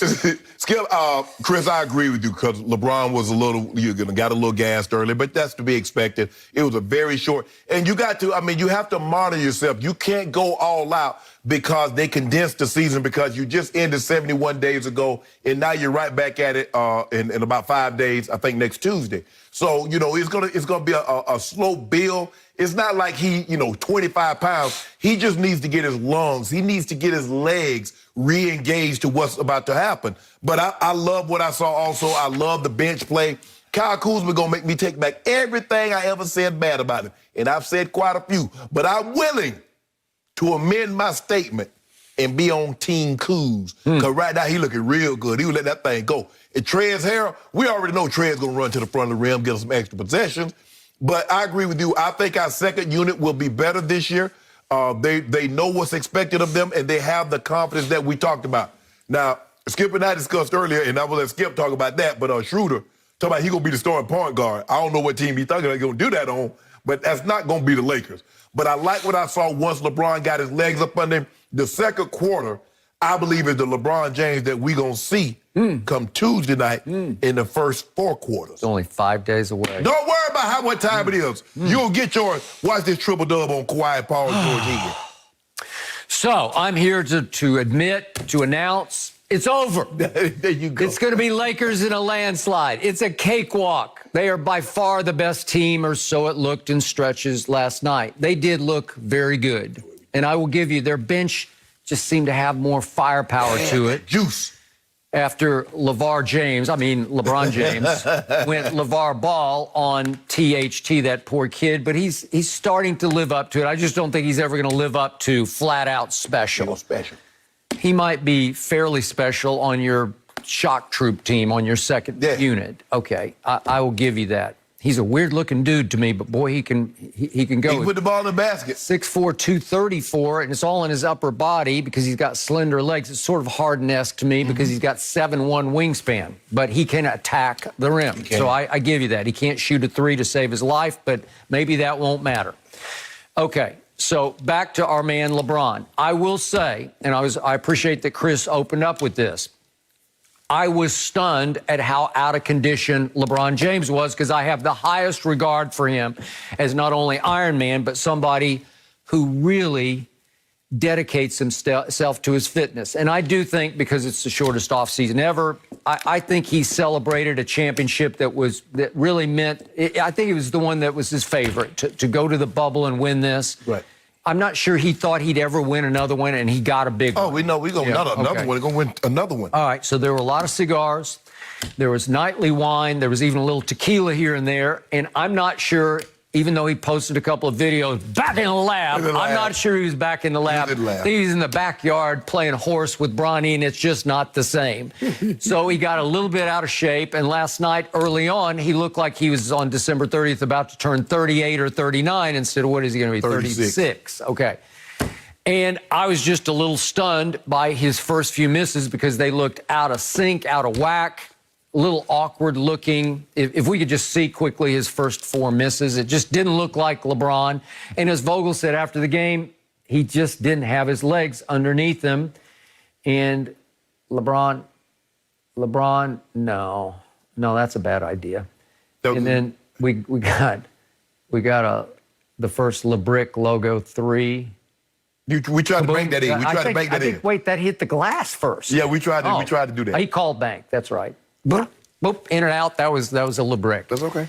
And then he did come back in the second quarter after he waved out of the game with about 5.5 minutes left in the first quarter. He waved to him, and then they showed him on the bench. He was heaving, man. Yeah. Okay, so as you always say, there's nothing like this to substitute for actually playing NBA basketball. So he did look a little better, and then he did take, if we could see the next logo 3, which was at the buzzer of halftime. Well, we just got to see it. We don't have to see it. It's my favorite shot of the night. And I got it. Terrible. I got this. You're terrible. I got this. I pulled up, and he hit nothing but air. I think it might have ticked the side of the rim, but I'm not sure. We're getting all these bugs out. We get all these bugs out early. Come Tuesday, that's going to be... It looks suspiciously like an air ball to me. A little wide right. Come Tuesday, that's going to be swish. Okay, well, that's my point. We're only 5 days away, and he only lasted 14 and a half minutes last night, right? 14:50? 14:45. Okay, whatever. Okay, so that was the lowest minutes anybody in the top 11 played for the Lakers last Hell, night. the oldest. Okay. You want to play 30 minutes? So how are you going to suddenly flip the switch and be ready for the Clippers on opening night, banner raised? We're gonna go 20 minutes, probably go 25 minutes on Friday. And then we'll be ready to go, because we're only going like 32, 34 minutes on Tuesday. Really? Yeah. And you're going to win? Yeah. How are you going to do that? Y'all bums. When Kawhi and Paul George are playing 38 or 40 minutes, how are you going to win? I watched them play 38, 40 minutes in Game 7. And had a 12-point lead. Chris, you watched that game too, didn't you? It got the doors blowed off of them. Yeah, we watched. So it don't matter how many minutes you play. What you going to do when you're out there? So, Chris, help me out. You've followed LeBron very closely for these many years. Can he just flip the switch and suddenly be in supreme shape by next Tuesday night? I don't think so, honestly. No. And Skip, I'm going to be honest. I think this regular season could be going back to what we saw in previous years with LeBron, where last year was an aberration for him. Remember, they went all out, tried to have the best record in the league, or at least in the West. They wanted that number one seed. That's something that he usually hasn't done. Remember, he's kind of felt the team out during the regular season, gotten himself in great shape, gotten ready for the postseason, and not worried about having such a great regular season record. That might be the case this year, especially early on, when I think he's going to take some games off and just rest because of what happened, in the bubble, and it was so recently. So I think last year was different because AD's first year, they wanted to really go out and get AD playing through injuries, bumps and bruises, and playing every night if possible. And so I think they went out hard last year. I don't know that they're going to do that this season. It may not affect the win-loss record, though, because of their depth. They've got a lot of other dudes that can make things happen. But I think the difference was last year, they didn't anticipate a pandemic. So you want the number one seed, Skip. You want everybody to come to your building if we need a Game 7. You're probably going to end up going back to a bubble again, Skip, for the playoffs. So now it doesn't matter. We're going to be in a bubble. So it doesn't matter if I'm the 1 seed or the 4 seed or the 5 seed, which we're not going to be. Can you imagine, LeBron? Okay, but I'm going to remind you, LeBron got the greatest break of his career. He got almost 5 months off before last year's playoffs started in the bubble. Well, what about the guy? And to his credit, he stayed in supreme shape through the 5 months because he arrived at the bubble in peak shape. Right, but we didn't anticipate coming back this quick, Skip. We thought we were going to come back after Dr. King on Dr. King's birthday. That's what we were thinking. And the owner said, well, we need some bucks here. It's going to cost y'all some money. Okay, we'll come on back. That is correct. Thank you very much. But that's okay. But don't you worry about that. We might not be in mid-season game shape, but we're going to be in game shape enough to beat you guys. Watch us raise the banner and then watch you lose on Tuesday night. That's what's going to happen. Good luck. Put some dew on it. 5 days. Going to put dew on it. 5 days, raising the banner. Shannon will be there. I'll be there. Chris, we appreciate your time. He's still celebrating, yes, a couple months later. We'll check in with you again very soon. No mercy. Coming up Friday night, it's the Pac-12 Championship as Oregon takes on number 13 USC. Coverage begins at 7 p.m. Eastern, 4 p.m. Pacific. Then on Saturday, 4th-ranked Ohio State looks to secure a spot in the college football playoff against number 14 Northwestern in the Big Ten Championship at noon Eastern. Both games are available only on Fox and the Fox Sports app. We got a couple good ones. Looking forward to Indy for me on Saturday. Well, listen up. Patriots receiver N'Keal Harry's trainer claims his client is going through a sophomore slump because of Cam Newton. Harry's trainer said, quote, "We've got a new quarterback. We've got to put some of that bleep on Cam. Cam hasn't been the most accurate this year. Like if he had Tom Brady would have fed him." The trainer then went on Twitter to aggressively deny it all, saying that he was misquoted. But Shannon, how much of this do you believe he actually said? All of it. And maybe his client is trash. And you see what I tell you, Skip, when an athlete or someone close to the athlete, be it family, be it trainer, be it friend, speaks, where you think that came from? How they know what's going on? Did it ever dawn on him that maybe he need to hire a new trainer? And maybe that got something to do with it. Because let me tell you what's eating at N'Keal Harry, Skip. Guess who was in N'Keal Harry's draft? A.J. Brown, Deebo Samuels, Terry McLaurin, and D.K. Metcalf. Now, which one of those guys, N'Keal Harry? Now, he went in front of all of them, if I'm not mistaken, other than A.J. Brown. Now, which one of those guys he better than? Now, he keeps talking about, oh, Tom Brady would have featured him. Tom Brady was with the reason N'Keal Harry was the reason Tom Brady got up out of there. Because he said, I ain't got enough talent on the offensive side. They seem to have no rapport, Yes! no wavelength. Yep. This season, N'Keal Harry has 29 catches, 277, 2 touchdowns in 11 games. With Tom Brady, he had 12 catches, 105 yards, 2 touchdowns in 7 games. So, in other words, his stats, if you project it out, isn't much better with Tom Brady than they are with Cam. And he up there popping. Skip, if he was one of these Michael Thomas, Julio, and his numbers dipped, I could get it. Bro, you've been in the league 2 years, and up until this point, you are a disappointment. That's nice. Okay, to make a long story short, you've been a bust up until this point. Yep. And you got some nerve. Granted, Cam has not played well. Cam has always struggled with his mechanics. Cam has never been an accurate thrower. But to say the reason why you were trash is because of Cam Newton, you were trash before Cam got there. And then your trainer go talk about backtrack, go categorical not. It's not, bro. You said it because you got it from your client. If I'm Cam, you ain't getting no more. First of all, I wouldn't throw it to you anyway because you're not catching. I'm giving the ball to Bird, and I'm giving it to Jacoby Myers. And I think Edelman's coming back. So whatever you got, that's what you're going to end with. Here we go again with this. Yeah, I believe he said every last word. Every last one of it. It all rang true to me. I do the ring true test. Yes. Does it sound like he said, yeah, it sounds like Yes. He said he didn't say any of it. So where did it come make from? That up? You just pull it out of the air? Of all the things that people Skip, of all the things that people could have made up, why they make up this about your client and about Cam Newton? So why this?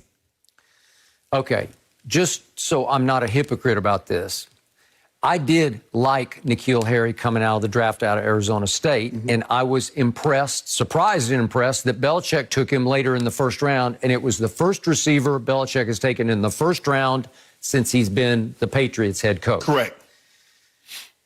And then it went south, and there was a big drop that I think it was I should have looked this up. I forgot, but it went through his hands. I think it became either pick six or big interception. Remember at Houston against Deshaun Watson? It was. Yeah, and the pass was a little behind him, but it still hit his hands. Yeah, and the point was, after that, he went in Tom Brady's doghouse and didn't really come out of it. So don't give me that Tom would have fed him this year. I don't know. Maybe fed him what? Yeah, I agree.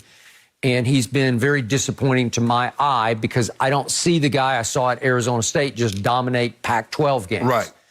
So when you go so far as to say, we've got to put some of that, you-know-what, stuff on Cam, it's such a strong, it's such a disrespectful, dismissive quote of the quarterback you're trying to establish some new rapport with. And I thought you had some connection with him. It seemed like it was getting a little better.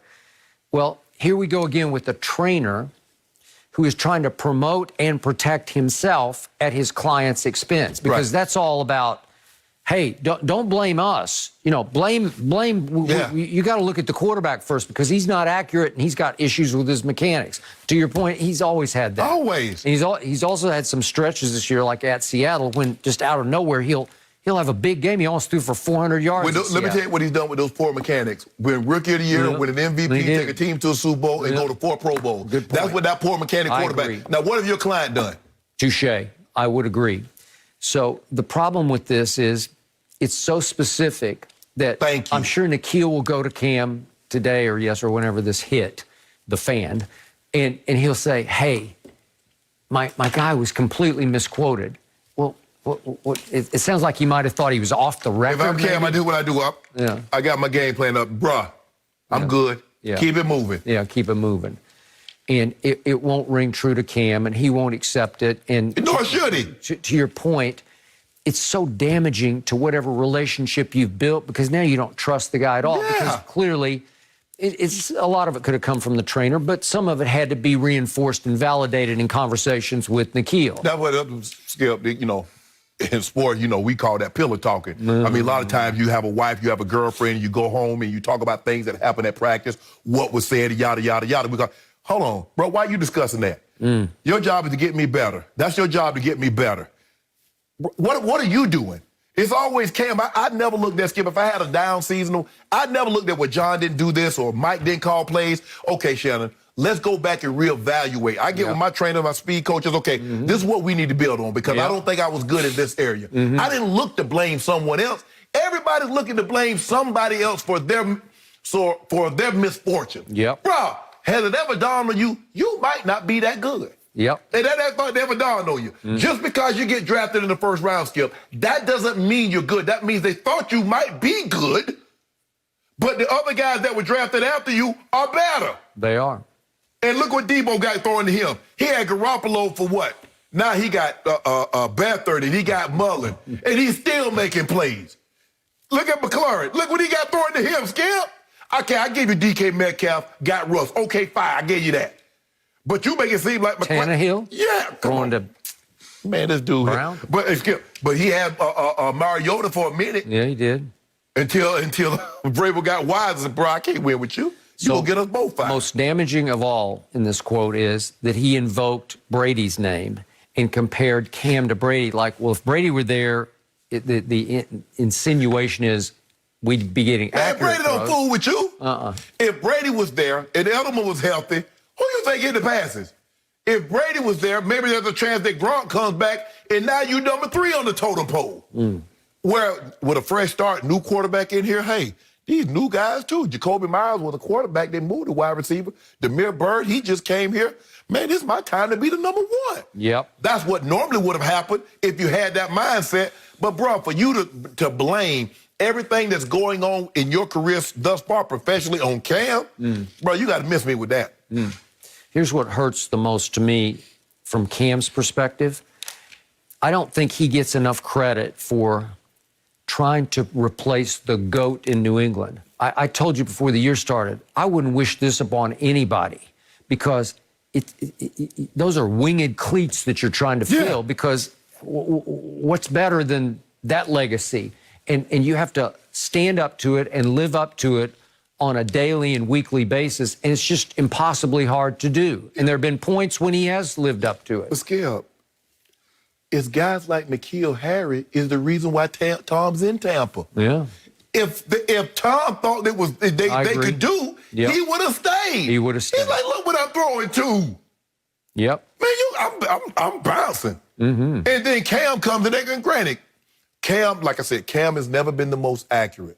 But for this dude to pretend like he Julio or Mike Thomas, and that for some reason why his numbers are like they are, is not because of my own deficiency or lack thereof skill set. Oh, that's all Cam. Man, you got to put some of that. You got to put that on Cam. Knowing Belichick, this could be the beginning of the end of N'Keal Harry. He might just cut bait with him. Hell, I watched him over the last couple of years. When did it start? When was the beginning? It might be the end, but I'm trying to figure when did the beginning start? Coach Belichick does not enjoy these kind of comments made. And unfortunately for Harry, whether or not he wanted him to say this, it still reflects poorly on his name. So we're going to have to wait and see how this one plays out. No mercy. Jalen Hurts got a huge win in his first career start against the heavily favored Saints, and it was arguably the best game Philly has played top to bottom. Doug Peterson had said that the QB change was meant to provide a spark, and now Hurts is set to get the start again this week against the Cardinals. Former Eagles quarterback Orlando Scandrick joining us now. So, Orlando, from what you saw Sunday, is Jalen Hurts the future for the Eagles? The future, I don't know. It was an impressive debut. I truly believe that it is very hard in the National Football League for a quarterback to have sustained success being just a runner. I have no idea what the New Orleans Saints were doing defensively. They were playing this guy like he was a pocket passer. He wasn't a pocket passer. He made all of his plays outside the pocket. I think I looked at a chart. He only threw 2 balls outside the numbers. So they played right into his hands. Do I think he's the future? No. Do I think he has a future in the NFL? Yes. But an immediate future, I think he needs some time to continue to develop to be successful in the National Football League. I could have swore that's what I told Skip on Monday when we came in here. I don't understand the game plan that Dennis Allen, the defensive coordinator for the Saints. The guy has legs. You played him like he's Tom Brady, like he's just going to stay in the pocket. He's going to be in that phone booth and he's not moving. He's going to get outside of the pocket. If you run past a mobile quarterback, he's jumping out of the window and he's gone. You do that to Lamar. You do that to Kyler. You do that to these guys that has legs. They're going to punish you for the mistake that you made. You know you get to a quarterback like that, and you level off. You never run past him. And you keep him contained. You make him throw the ball. You make him beat you from throwing from the pocket. They haven't given up a 100-yard rusher in 55 games. Over 3 years, they gave up 2 in 1 game. For me, it's hard to say after 1 game in any situation, he's now the answer. If it's a wide receiver, he has a 100-yard game for filling in for Julio and Michael Thomas. Oh, they should replace him. No, there needs to be time. Even when Coach Belichick ultimately switched to Tom Brady, Skip, it wasn't after 1 game. It was after like 7, 8 games. Playoffs, the Super Bowl. Well, now we've seen enough. But for people to say we've seen enough after 1 game and the guy really hadn't thrown the ball, they said it was the Pro Football Focus. Skip loved this. Pro Football Focus said it was the 2nd worst game for an Eagles quarterback this year throwing the football. Let that sink in. His first start was worse than all but 1 of Carson Wentz's starts. And they said he's the answer now. Okay, good luck with that. Well, who said he's the answer? You. I did. You. And both of you are dangerously underestimating and underrating Jalen Hurts. He is the future of the Eagles. I said it the day he was drafted. He will ultimately prove to be better just as an overall performer than Carson Wentz. I wince when I say his name, the turnover machine that he became this year. Jalen Hurts is hard to deal with and prepare for because you watch the tape and he doesn't look that quick or fast on tape. He does not look like Lamar Jackson. He is effortlessly quick and fast. He scored 20 touchdowns last year, albeit in the Big 12 for the University of Oklahoma with his legs. But he threw 32 touchdown passes. And again, he was playing one of the top pass defending units in the league, one of the top sack units in the league, and he got sacked no times. It was a game in which he was required to play make more with his legs than his arm. But he will still beat you with his arm because 32 touchdown passes in college, trust me, I watched every snap he took at Oklahoma. A whole bunch of them came from the pocket. In my younger days, I could have threw 21 in the Big 12, and I ain't played quarterback. You did not, and you could not have thrown 21. And if anybody saw the comeback that he engineered against Baylor, which had the best defense in the Big 12, you could say, oh, well, that's... They got the best defense and only give up 32 a game. Yeah, right. But he was spectacular. He's a special playmaker. He's a natural-born leader. He's going to take over the locker room, the sideline, the huddle, and ultimately games for the Eagles, and the new era has begun. Okay. At what point are they... Every defense is not going to allow, like the Saints, nope. Maybe they were too confident in what their scheme was. Yep.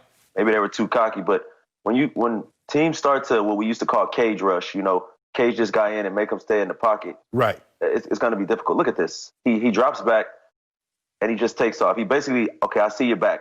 It's man-to-man. This is a good throw right here. That's a good throw. Especially because he got blasted right in the face as he threw it. I mean, that's part of the quarterbacking position. But when you have 267 yards and not passing yards, total yards as a quarterback, that's not good. Every play he needed to make in that game against a defense that the man Shannon Sharp across from me said was the best defense in the National Football League, and thought that this was wrong place, wrong time for a rookie's first start. Yeah, but he made every play he needed to make in that game. But the problem that I have with the defense, is that they treated him like he's Tom Brady.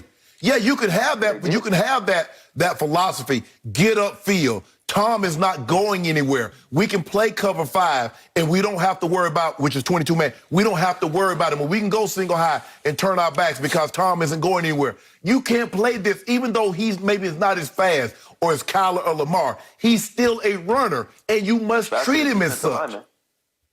He's faster than defensive linemen. Yeah. 22 man, all you doing is getting out of there on defensive linemen. Thank you. Once you run past him in that coverage, it's over. Ain't no linebacker gonna be able to tackle this man in one-on-one on the field. You see him, oh, here you go right there, and I'm finna go get him. You're not.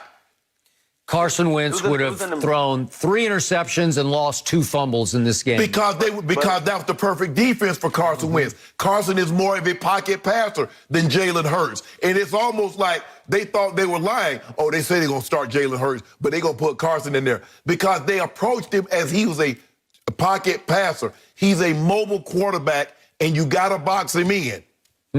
Skip, as my elder statesman, Skip, you've seen a lot of football in your day. A lot of football. Now, are we making Carson Wentz the standard for quarterbacks? Because that's what it sounds like here. It's like, well, Carson Wentz would have done. Is that the standard? Well, no, it's the standard in Philly this year because he just became a disaster. Obviously, he lost confidence in himself, and they lost all confidence in him. In Orlando, you saw what happened. Jalen Hurts showed them in the first drive, right out of the box, I got this. I'm going to be cool under fire. I'm not going to lose my poise, and I'm not going to lose the football. And once the team saw that, everybody started to gravitate, to get contagious energy from Jalen Hurts. Again, that's what he did at Oklahoma. That's what I thought he did at Alabama, and even came in and saved Tua in the SEC championship game by winning the fourth quarter 14-0 against Georgia. That's just what he does. How many games do you think that they're going to win with him throwing 2 balls outside the numbers and throwing for 167 yards? How do you think that his encore is going to be this weekend against the Arizona Cardinals? Because the Arizona Cardinals aren't just going to let him use his legs. They're definitely going to keep him boxed in. They're definitely going to roll some different coverages at him and make him beat them with his arm. Well, Hassan Reddick just sacked Daniel Jones and company 5 times, so here we go again. You know but here's the thing. I'm trying to hold on. Oh, help me understand this.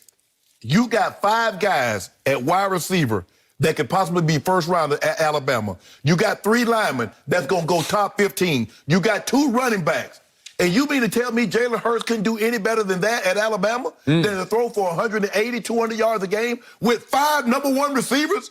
Irv Smith goes in, and he had O.J. Howard. And who did he play for last year?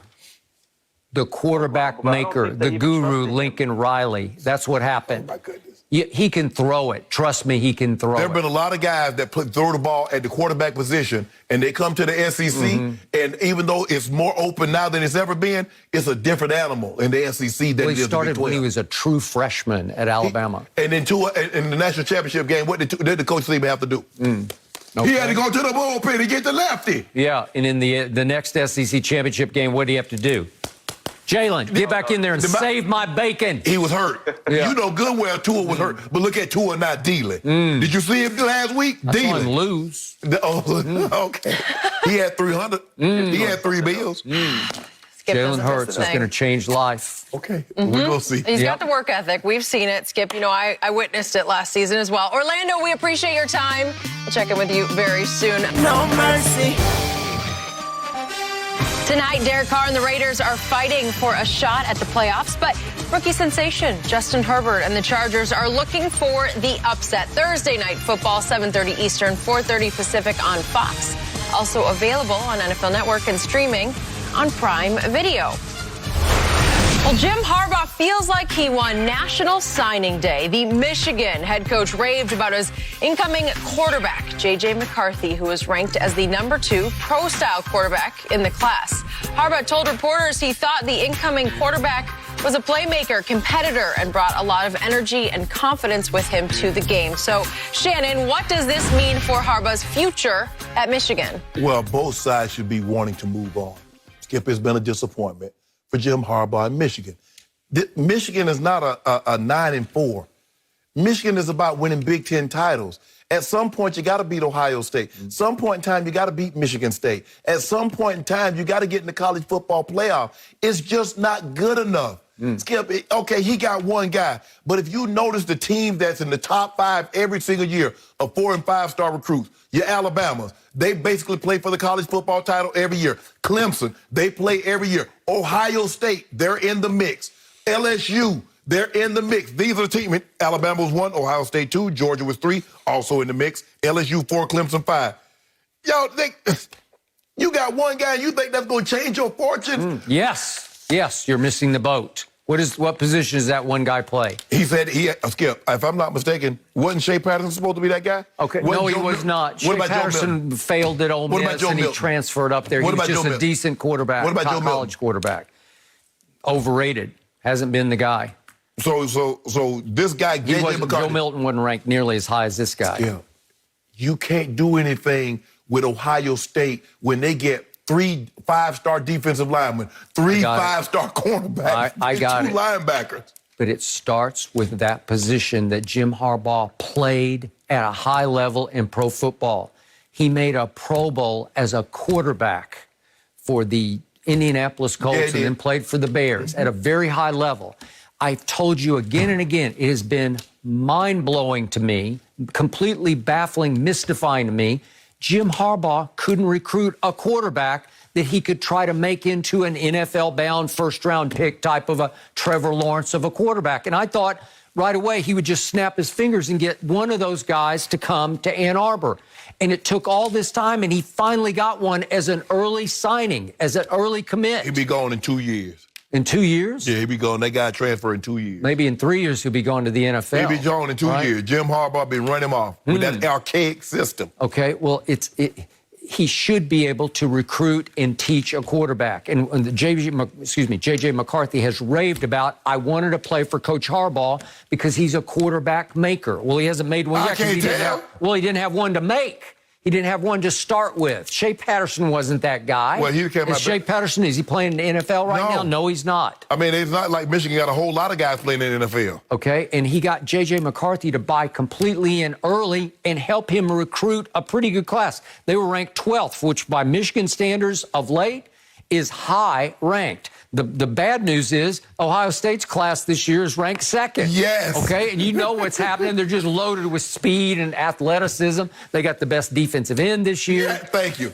Okay, and Alabama had the #1 overall class and got 2 of the top 5 players, and both of them are offensive tackles. Yes. So you know what's going to happen? They'll both be top 10 NFL picks, and they will protect whatever quarterback of the future is at Alabama. Yes. And they're going to score 60 points a game starting there. Yes. But at least you gave Jim Harbaugh some front to run with here because this kid has bought completely in. He was out of Chicago. Maybe he liked Jim Harbaugh when he was a Bear. I don't know, way before his time. Way before his time. You don't remember nothing about Jim Harbaugh being a Bear. Okay, well, what I'm saying is, so he was in LaGrange Park at a school called Nazareth Academy, and they went to the state finals all 3 of his first years there. He started as a freshman. They won the middle one in 2018, and then he finished at IMG Academy where they make quarterbacks. So I'm going to guess 6'3", 190, ranked 2nd as the pro-style passer.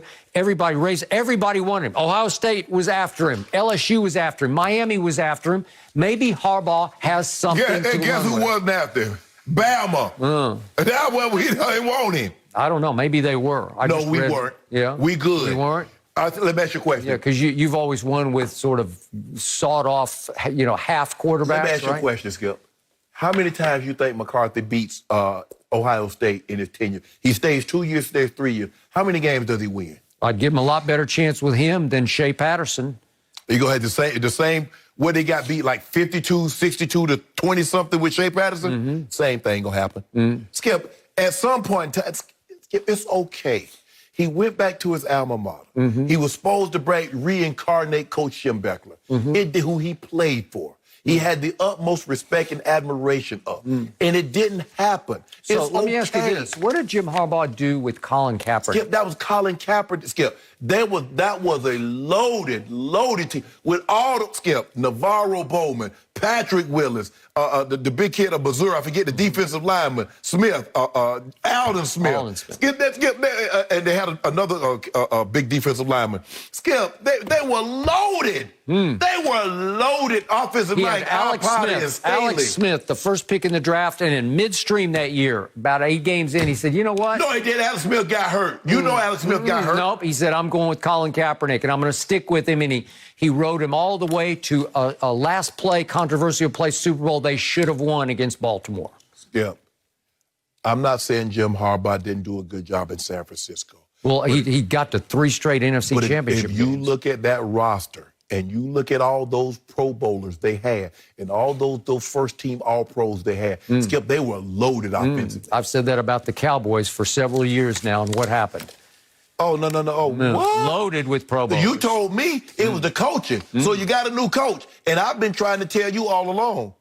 Brett Favre and Aaron Rodgers, they put a deodorant on Mike McCarthy because he smells right now Jim as a Harbaugh coach. can coach. Jim Harbaugh coached at San Diego University and at Stanford. He turned those programs around, and he turned the 49ers around like that. The 49ers, not the 49ers, the Stanford, they just want you to graduate. Those guys really, yeah, it's nice to go to the NFL, but they're trying to be doctors. They're trying to be lawyers. They're trying to be financial guys. You go to Alabama, you go to Clemson, you go to Ohio State, Michigan. Those guys, yeah, if we get a degree, that's fine. But we trying to play for the NFL. We won't play for those initials. No mercy. Well, guys, James Harden missed training camp with the Rockets by spending time in Atlanta and Las Vegas, where he was seen on social media going out to parties. When asked what he was doing there, Harden said he was training for the start of the season. When asked why those 2 cities, he simply responded, quote, "Just my personal trainers." So, Shannon, do you believe him? Hell no. Skip, you know when the date, they gave you the date when training camp was going to open. And can you imagine in spring training or football, the training camp's going to open, and they say, well, where are you, son? Well, I'm training. You supposed to have got that done and showed up here. So who is his personal trainer? Joey Chestnut? Kobayashi? Competitive eating? So until he gets right, his new name is James Hardee's because all he been competitive eating is fast food. Oh, you got jokes? Yeah, I do got jokes because I'm upset at James Harden because he told that bold-faced lie and he expect people to believe him. So what was the trainer? Lil Baby his trainer? When he walked in there with that duffel bag full of money and he gave him that Richard Mille and he had all that Dior stuff. So was that a trainer where he was at? Well, you used to go to Vegas to train, right? Man, just stop it, James Harden. Man, stop this foolishness. Just say, look here, man, I'm upset. I don't want to be in Houston anymore, and I'm boycotting, and so I'm holding out. That's what I did. But don't get nobody that bull job talk about you training. Yeah, what kind of fools does he take us for? Yeah, just own it. Just own it. You know, a body language expert would have had a field day with his press conference yesterday because the whole time he's talking, he's like running his hand through his hair. He's looking over here and he's looking down. It's just like lie detectors going off like lie. He came out better say, I don't talk to pawns. I don't talk to pawns. That's how it came across, right? That's ridiculous. He went from bad to worse. You know good well, Skip, training camp opens up, and you talk about, well, I ain't coming to training camp. I'm still working with my trainer. What? Really, James? And you expect us to believe that? James Harden, you know better than this, man. You need to stop this foolishness. I'm disappointed he said it. And I think the media might have been believing it too, Skip. No. You don't think they believed it? No. Well, I know I didn't believe it. I don't think you guys fell for it. No, I ain't would nobody fell for that personally mess. like to do some training in Las Vegas as well. You know, there must be a lot to do there, guys. He's going to have to get back into shape. That is it for Undisputed Good Stuff today, guys. We're back same time tomorrow. Have a good day.